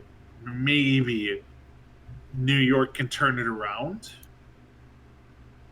They do have 2 games in the final week against Boston and Vancouver, so they could turn it around, but I don't have high hopes for them. And I think they're in for a little bit of a shakeup at the end of this season, which I think everyone kind of expected. Because they're one of the few teams that really, coming into this season, made no real changes. Like, they brought in Nene and Flower. That was it. They kept everything else. We basically expected Flower because, like, he was technically on a talent contract, but he wasn't officially signed to the team. Exactly. The head of the Overwatch League. And, I don't know if it's just the fact that I don't know if it's a lack of leadership because SBB hasn't seen a bulk of the playtime or what the reason is for the shortcomings. But it's just so easy to just revert back to the same conversations we've been having about this team. But I want to see them at least come in and do something in the playoffs. Like, I don't want to see them just crumble under the pressure again and again. And, at some point, like, honestly, like, with as much as it has happened, you have to consider the fact that this team is just mentally broken. Because they can't seem to shake off the pressure or the weight that has been put on them after all of the other shortcomings that they have already suffered throughout Season 1 and Season 2 at this point. Yeah, I mean, they have the loser syndrome. Mm-hmm. And I mean, I know that sounds weird. It's just one of those things where, you know, they were so good, they have done so well, but they didn't really win all that much. Like heavily favored, they should be dominant, all that stuff, and they won I think two of the stages, but knocked out first round in the season playoffs. Type of thing is not what you would expect. And you know, I think the pressure is, you're right, it's getting to them. And I don't know how they can recover from all this. Mm-hmm. Because it won't be this season. You're going to see some pretty drastic changes. Yeah. Pretty drastic changes. Which I'm fine with. So outside of that, we also got to see quite a bit of Met 5s throughout the week. I know Thursday saw 3 Met 5s. Not something we're used to seeing. Like we're not used to seeing like Overwatch League being on till past 1:30 1:30 in the morning. That's definitely a marathon day of Overwatch, one of the longest ones we've seen to date. So like we saw like Vancouver and London go into 5 maps. Same with Paris and Philadelphia. Same with Guangzhou and Seoul. So that was interesting. We also saw Valiant barely edge out Florida Mayhem in a pretty competitive match as well, in one of the trap games, So one of the things I love about this stage is the fact that we're starting to see more from teams that just haven't really stood out amongst the pack. So I'm talking about a lot of the more bottom teams, like, Mayhem here as of late, as soon as they made some swaps, bringing Gargoyle in. We've seen Justice, obviously, just absolutely crush and dominate this stage. We've also seen some, like, mid-table teams who have really kind of pushed themselves to the forefront, like Atlanta has been looking pretty good. And I know Atlanta faces Washington this week, which is going to be pretty spicy. But you also have a team like Toronto who have had their fair share of struggles, and while they aren't looking as dominant, you're still getting those pop-off performances from someone like Logix, which is great to see. So it's so cool seeing how Rolock being introduced into the Overwatch League has not only just shaken up who are perceived as top teams, but also it gives these players more opportunities to stand out in their roles, as opposed to just being hard stuck in Brig Jail or having to be playing Zarya, things like that. So it's crazy to see how even, going into this week, like we have a couple of teams that aren't really in playoff contention that we consider to be better than like half of the field that are in play-in tournament discussion, things like that. So it's been like this weird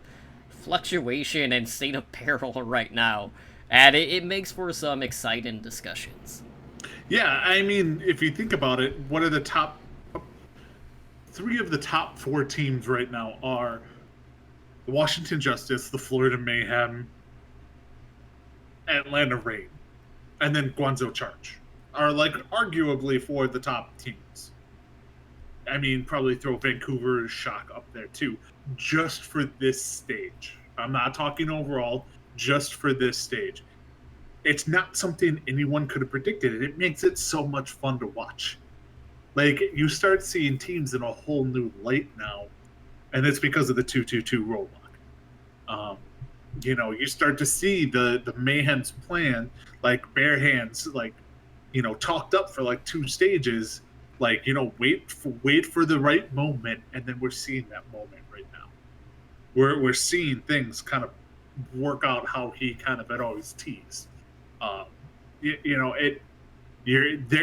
They are playing the upset machines as well, which makes playoff implications that much more fun to pay attention to. Mm-hmm. Because previously we'd look in and be like, okay, this team has a cakewalk. They play the Justice, the Outlaws, the Mayhem.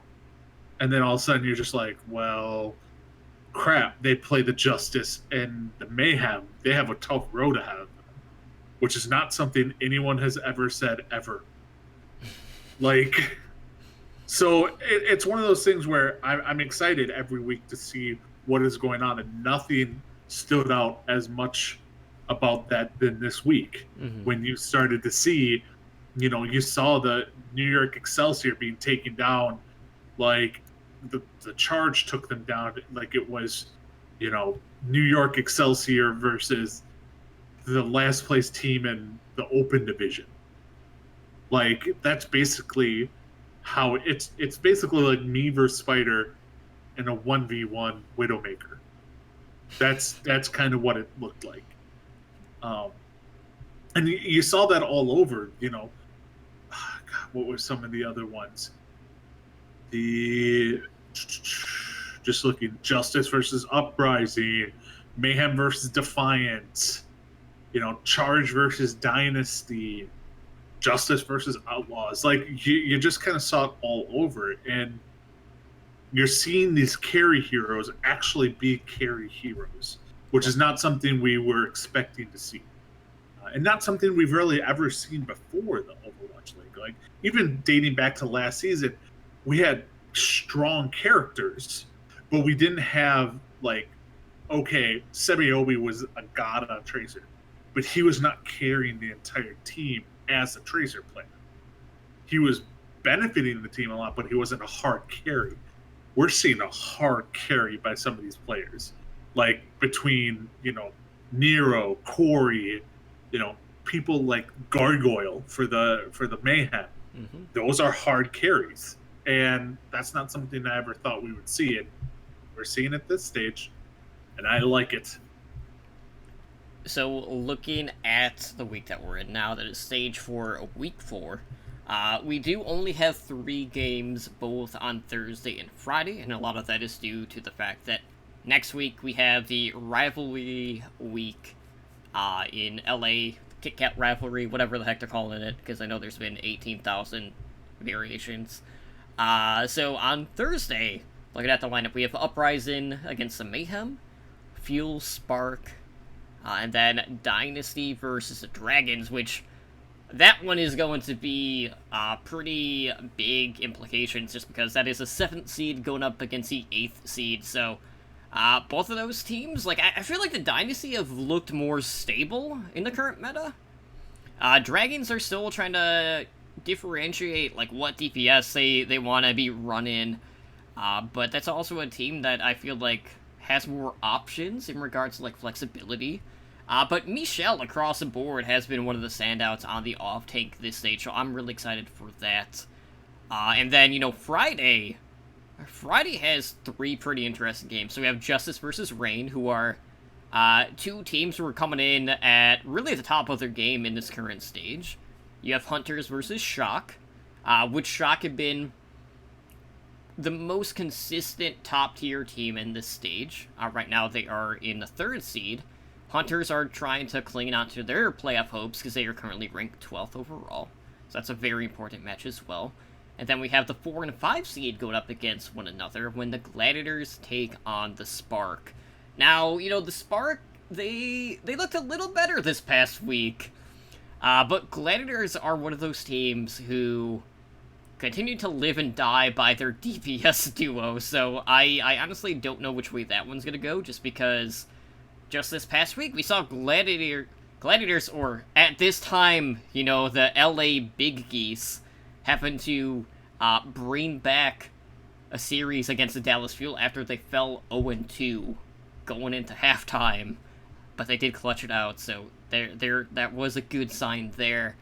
But we had some pretty awesome matches to start the week. Yeah, we really do, and the reason a lot of them are really interesting is you're getting the, like you said, the Soul Dynasty versus the Dragons, 7-8 seed. We're getting the 4-5 seed. We're getting these playoff teams playing each other, which have actual real world like implications in the seeding. Like everyone wants to be in the top 6, and no one is closer to falling out of that than the Hanzo Spark. They're probably, I would say they're 1 win away. They just need to win 1 more game, and that would kind of seal it for them. Like it would seal it for them to make the top 6, because that would put them, a game ahead of the Seoul Dynasty if they beat the Shanghai Dragons. So it's gonna be very interesting because everyone wants to be in that top 6 to guarantee to be in the final playoffs, not in the play-in cutoffs. But yeah, it's these games. While they don't seem like they're interesting games all that much, maybe on paper, they have very large implications. And even the Justice versus Atlanta game, which really has no real implications. It's just fun because it's the battle of arguably the 2 best teams of Stage 4. It's one of those things where you're like, okay, if Justice win, they're probably going 7-0 in Stage 4, which is insanely crazy to think about. Yeah, which is 3 more wins than I predicted. Imagine that. I would have been close. And the thing is, when you predicted 4, they were like, yeah, that's on their high end of wins probably for this Stage 4. Shows what we know. Yeah, and so you got all of that, but it's nice. I like only having 3 games because, well, you don't run into the 2:30 in the morning games that we had this past week. So it should be a good set of games before the weekend really kicks in and we start to get to some of the die-hard fantasy consequences. Yeah. Just you watch. Dynasty and Dragons will come out and be like, "Ha, we'll show you. Here comes 8 CP." They're gonna be like, "Haha, ever see a 12-12 map? Welcome to my world. We're on 2.5 hours on Temple of Anubis." I don't think that would happen with the Seltzer, but anyways, who knows? It's technically possible. I mean, we have seen 6 CP, so I'm just saying. But moving on to Saturday, we have Eternal versus the Dragons. We have Valiant Uprising, Dynasty Fusion, which is another pretty big one for Seedon. And then we have Hunters going up against the Outlaws. And then Sunday, we have Spitfire Reign, Eternal Justice, Mayhem Defiant, and then Fuel versus the Charge. So, the Dynasty Fusion one, I'm pretty confident the Dynasty are going to win that. Fusion are still one of the most inconsistent teams, and while, yes, EQO and Carpe are very good DPS players, they fall into the same kind of like line as the Gladiators, where if they do not show up, it is a complete mismatch. So that's a team that could easily drop to a lower seed for the play-in tournament, but we got a clearer picture of what we can expect with the top 12. There were more teams that got eliminated this past week. Outlaws were one of those teams. I know Eternals eliminated, Fuel, Uprising, Defiant, Justice, and Mayhem at this point. And you have basically 2 teams who are trying to lock in that final spot for the play-in tournament, and that's the LA Valiant and the Chengdu Hunters. Now, right now, both of these teams have been kind of like middle of the pack in 2-2-2.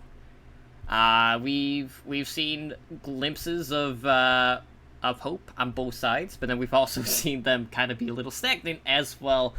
But the Valiant, they do not have any easy way into the top 12 because they do face both the Gladiators and the Shock for the rivalry week, and I don't think that's the schedule you want in order to fight your way into the playoffs. I will say this, yes, they have a hard second week, but they may not even need to get to the second week.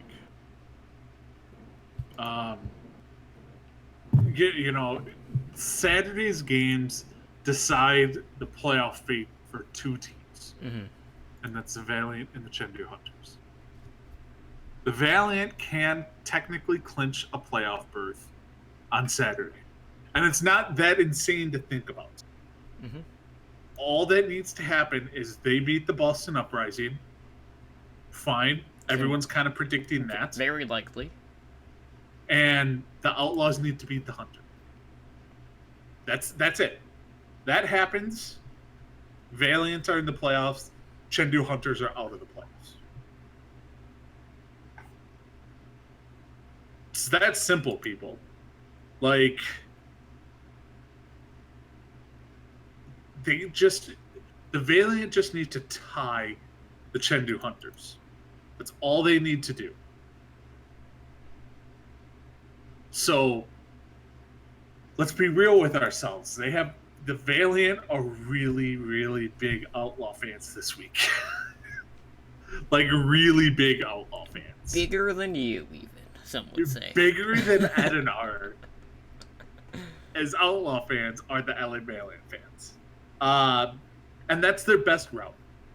It really is. Because if Chengdu beats Houston, man, the Valiant have a wicked bad time getting into the playoffs. So yeah, Saturday is going to be a very interesting day when it comes to all of that, because Seoul Dynasty versus the Fusion, you were talking about, like Seoul, they need to win this game because they're on that brink of breaking into the top 6. Yeah, and they at least have like a little bit of padding to like secure a higher seed in the play-in tournament just due to their map differential. But you would rather not have to deal with the play-in at all because of how many wildcard teams are kind of in the play-in tournament right now. Because those wildcard teams, like Guangzhou Charge, like the Hunters, are more of the unpredictable spoilers that you want to completely try to avoid at this point. Yeah, because, let's be real. Are you feeling comfortable if you're the Seoul Dynasty? If you're in the first round of the playoffs, you're going up against the LA Valiant? Probably not. Because, the LA Valiant, these past 2 stages have not been playing as the number 12 seed. They just haven't. They're in the 12th spot because they played so bad in stage 1 and 2 to the point where they went 0-7 and they still make the play-in. So they're a strong team at number 12. That's not who you want to play in the first round of the play-in playoffs. So yeah, the Seoul really, really needs to win both their games this week. To have that shot to knock out either the Spark or the Spitfire to get into the top 6. Because they can with the map differential, but they can't if they can't beat the Gladiators or anything. Mm-hmm. So they need the Spark to really fall off, and they need to win both their games. Yeah, at this point with the top 6, we already have 4 of the top 6 locked in between Vancouver, New York, San Francisco, and the LA Gladiators.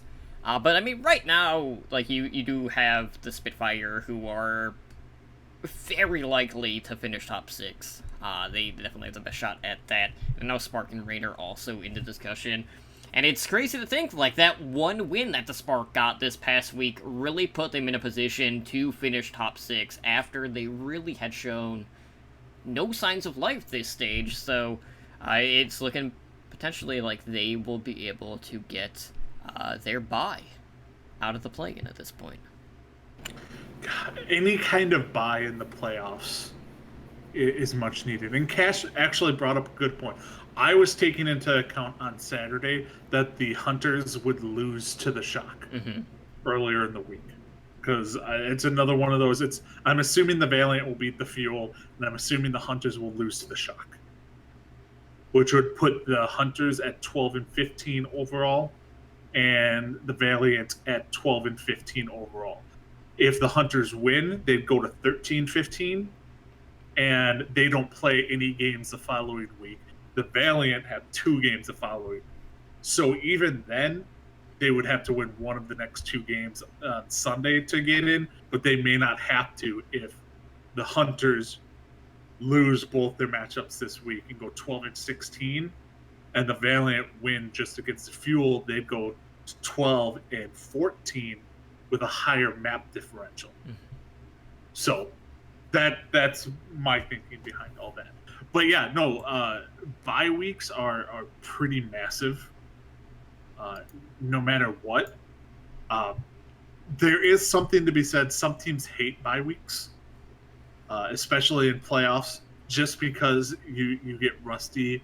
You don't have that drive. You have that downtime that may affect you. So I don't know many people who it would affect that much, but I've been told it affects some people. So we'll see. I mean, for some teams, it just wouldn't matter because they have a tendency to not do good in the playoffs. It's a good thing the New York Excelsior have so much time off between the end of the stage and their actual playoff game. Because, yeah, they're guaranteed a bye at this point. Yeah, because they won their division. So, yeah, and we'll see how quickly they lose. So, if you had to pick a game of the week for Stage 4 or Week 4, what match would you say you are most looking forward to?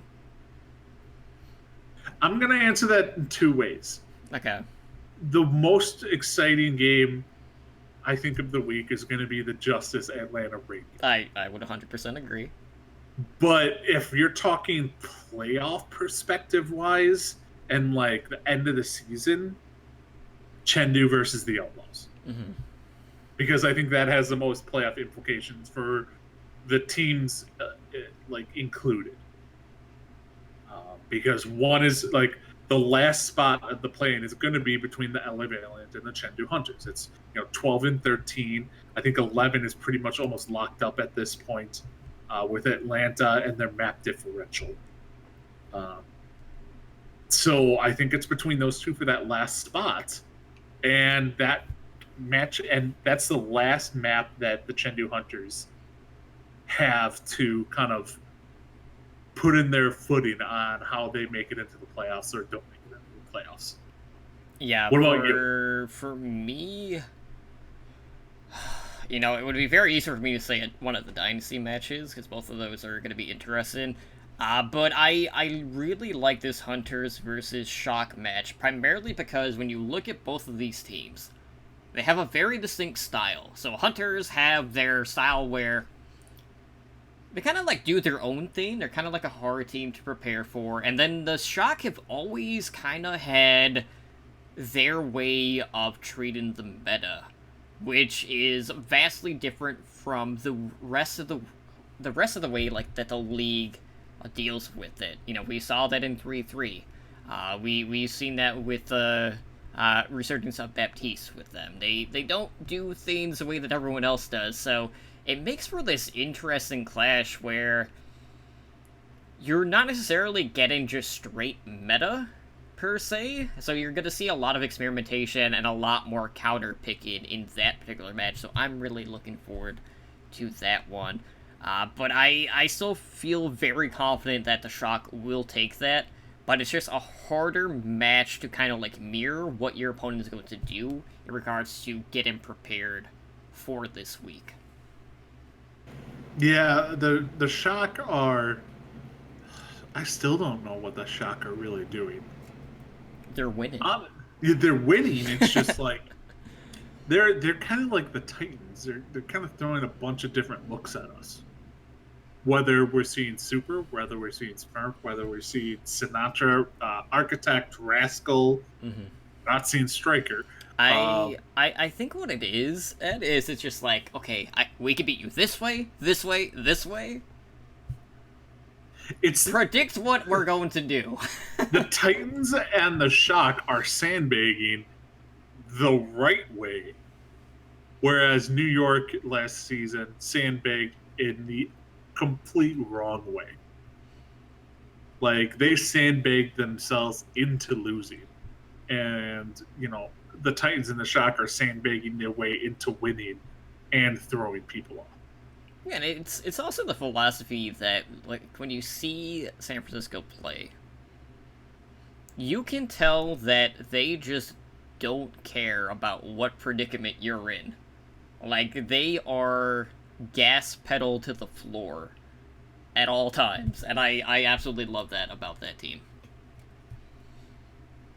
They are 100%. Like, you know what? We don't care what you're doing. We're going to play our same style. Like, you cannot play on that team and be a passive player. Mm-hmm. Like, it's just not possible.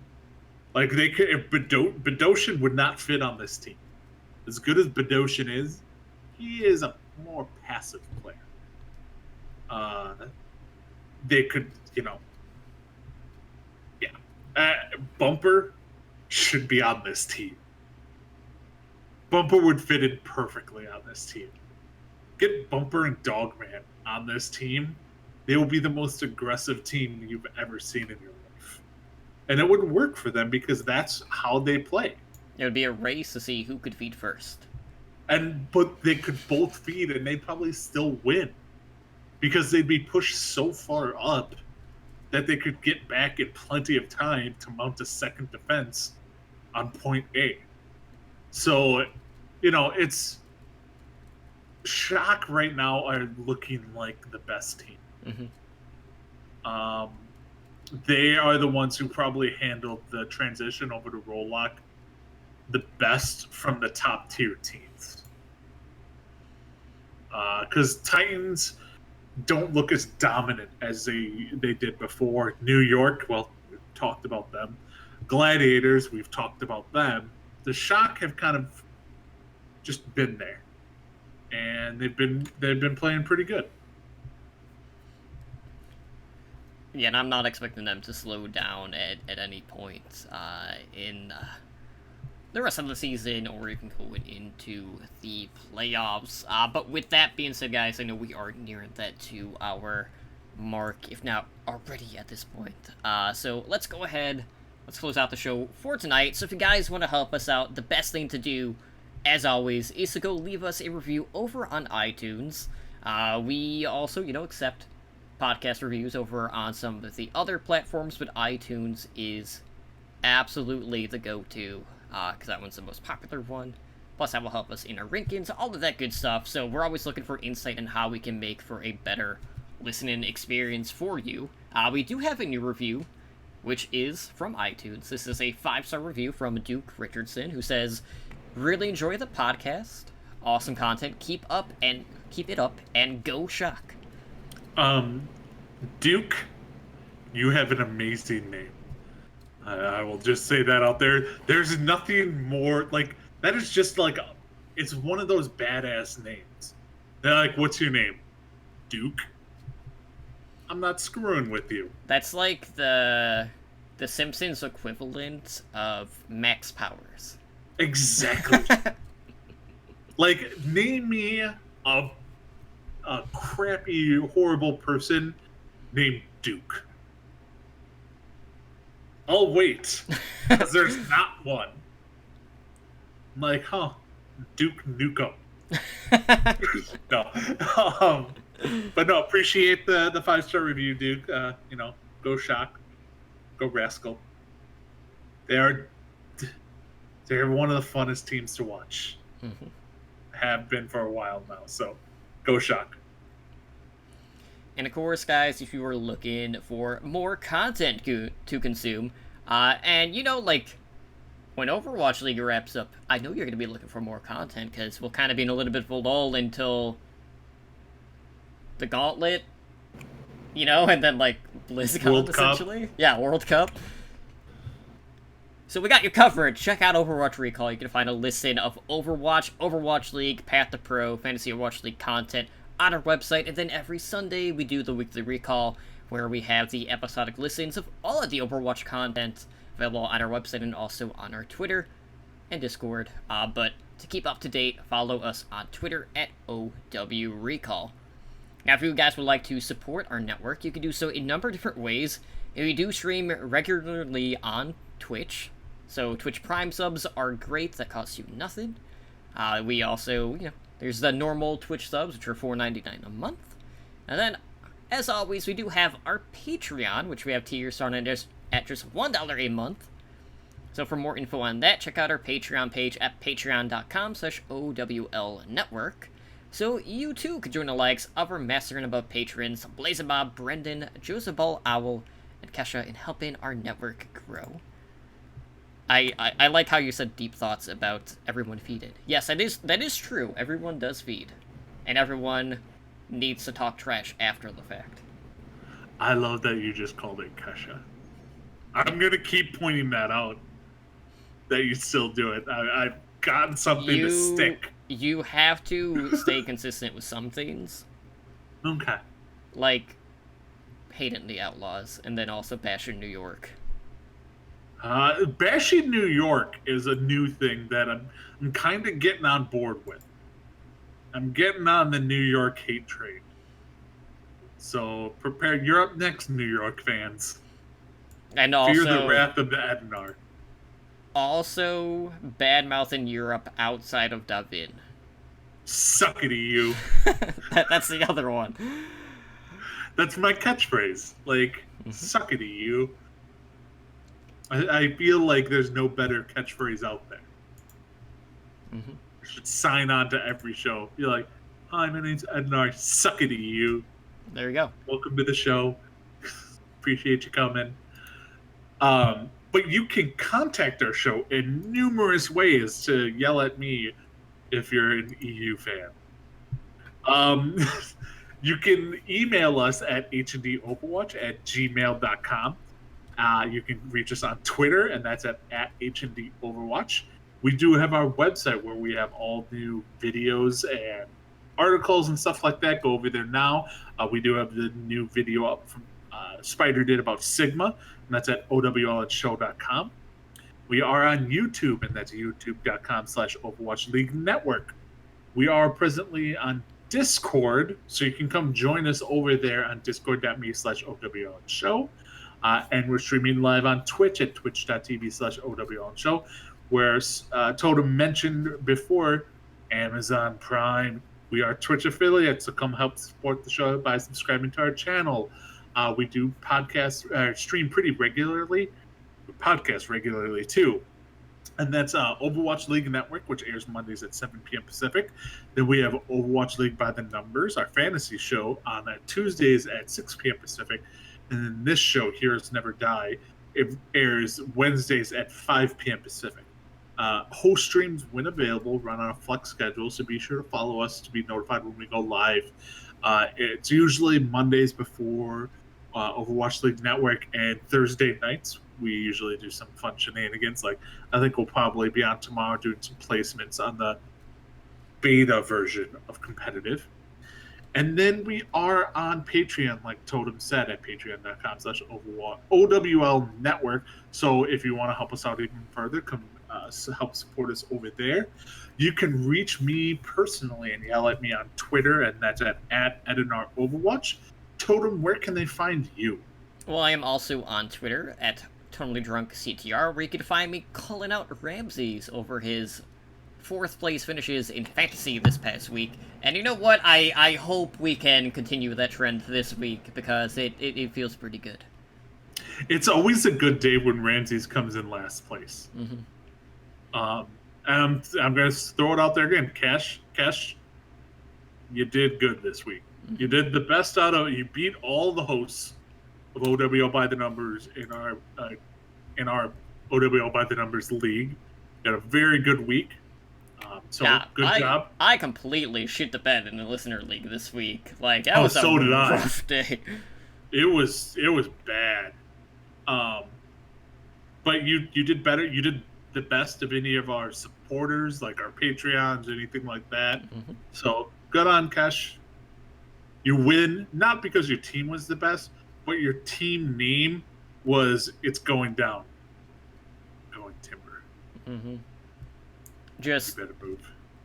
Don't expect that to be a trend. What, her doing well? No. Way to go, her a-hole. always beating us. We're gonna take it back. Bring her up. We're gonna take it back. See, I have to shit on her. Ed, you have to remember, I have to balance out the podcast as a host. So that's just how it is. Oh yeah, you have to kind of be the opposite to my whatever the hell it is that I do. The Skip Bayless. What am I? The Skip Bayless, Colin Cowherd of Overwatch podcasting. See, like you're like the wall, and then I'm like the wrecking ball. So what you're seeing is you're a hamster. Essentially, yeah. Okay, fair enough. Can you guys imagine? We were just talking about this before. It's 77 days until me and Blizzard and me and Totem are in Anaheim for BlizzCon, and shenanigans will ensue. And we will keep you up to date on that. Mm-hmm. Oh, dude, don't even. Tom Brady is trash.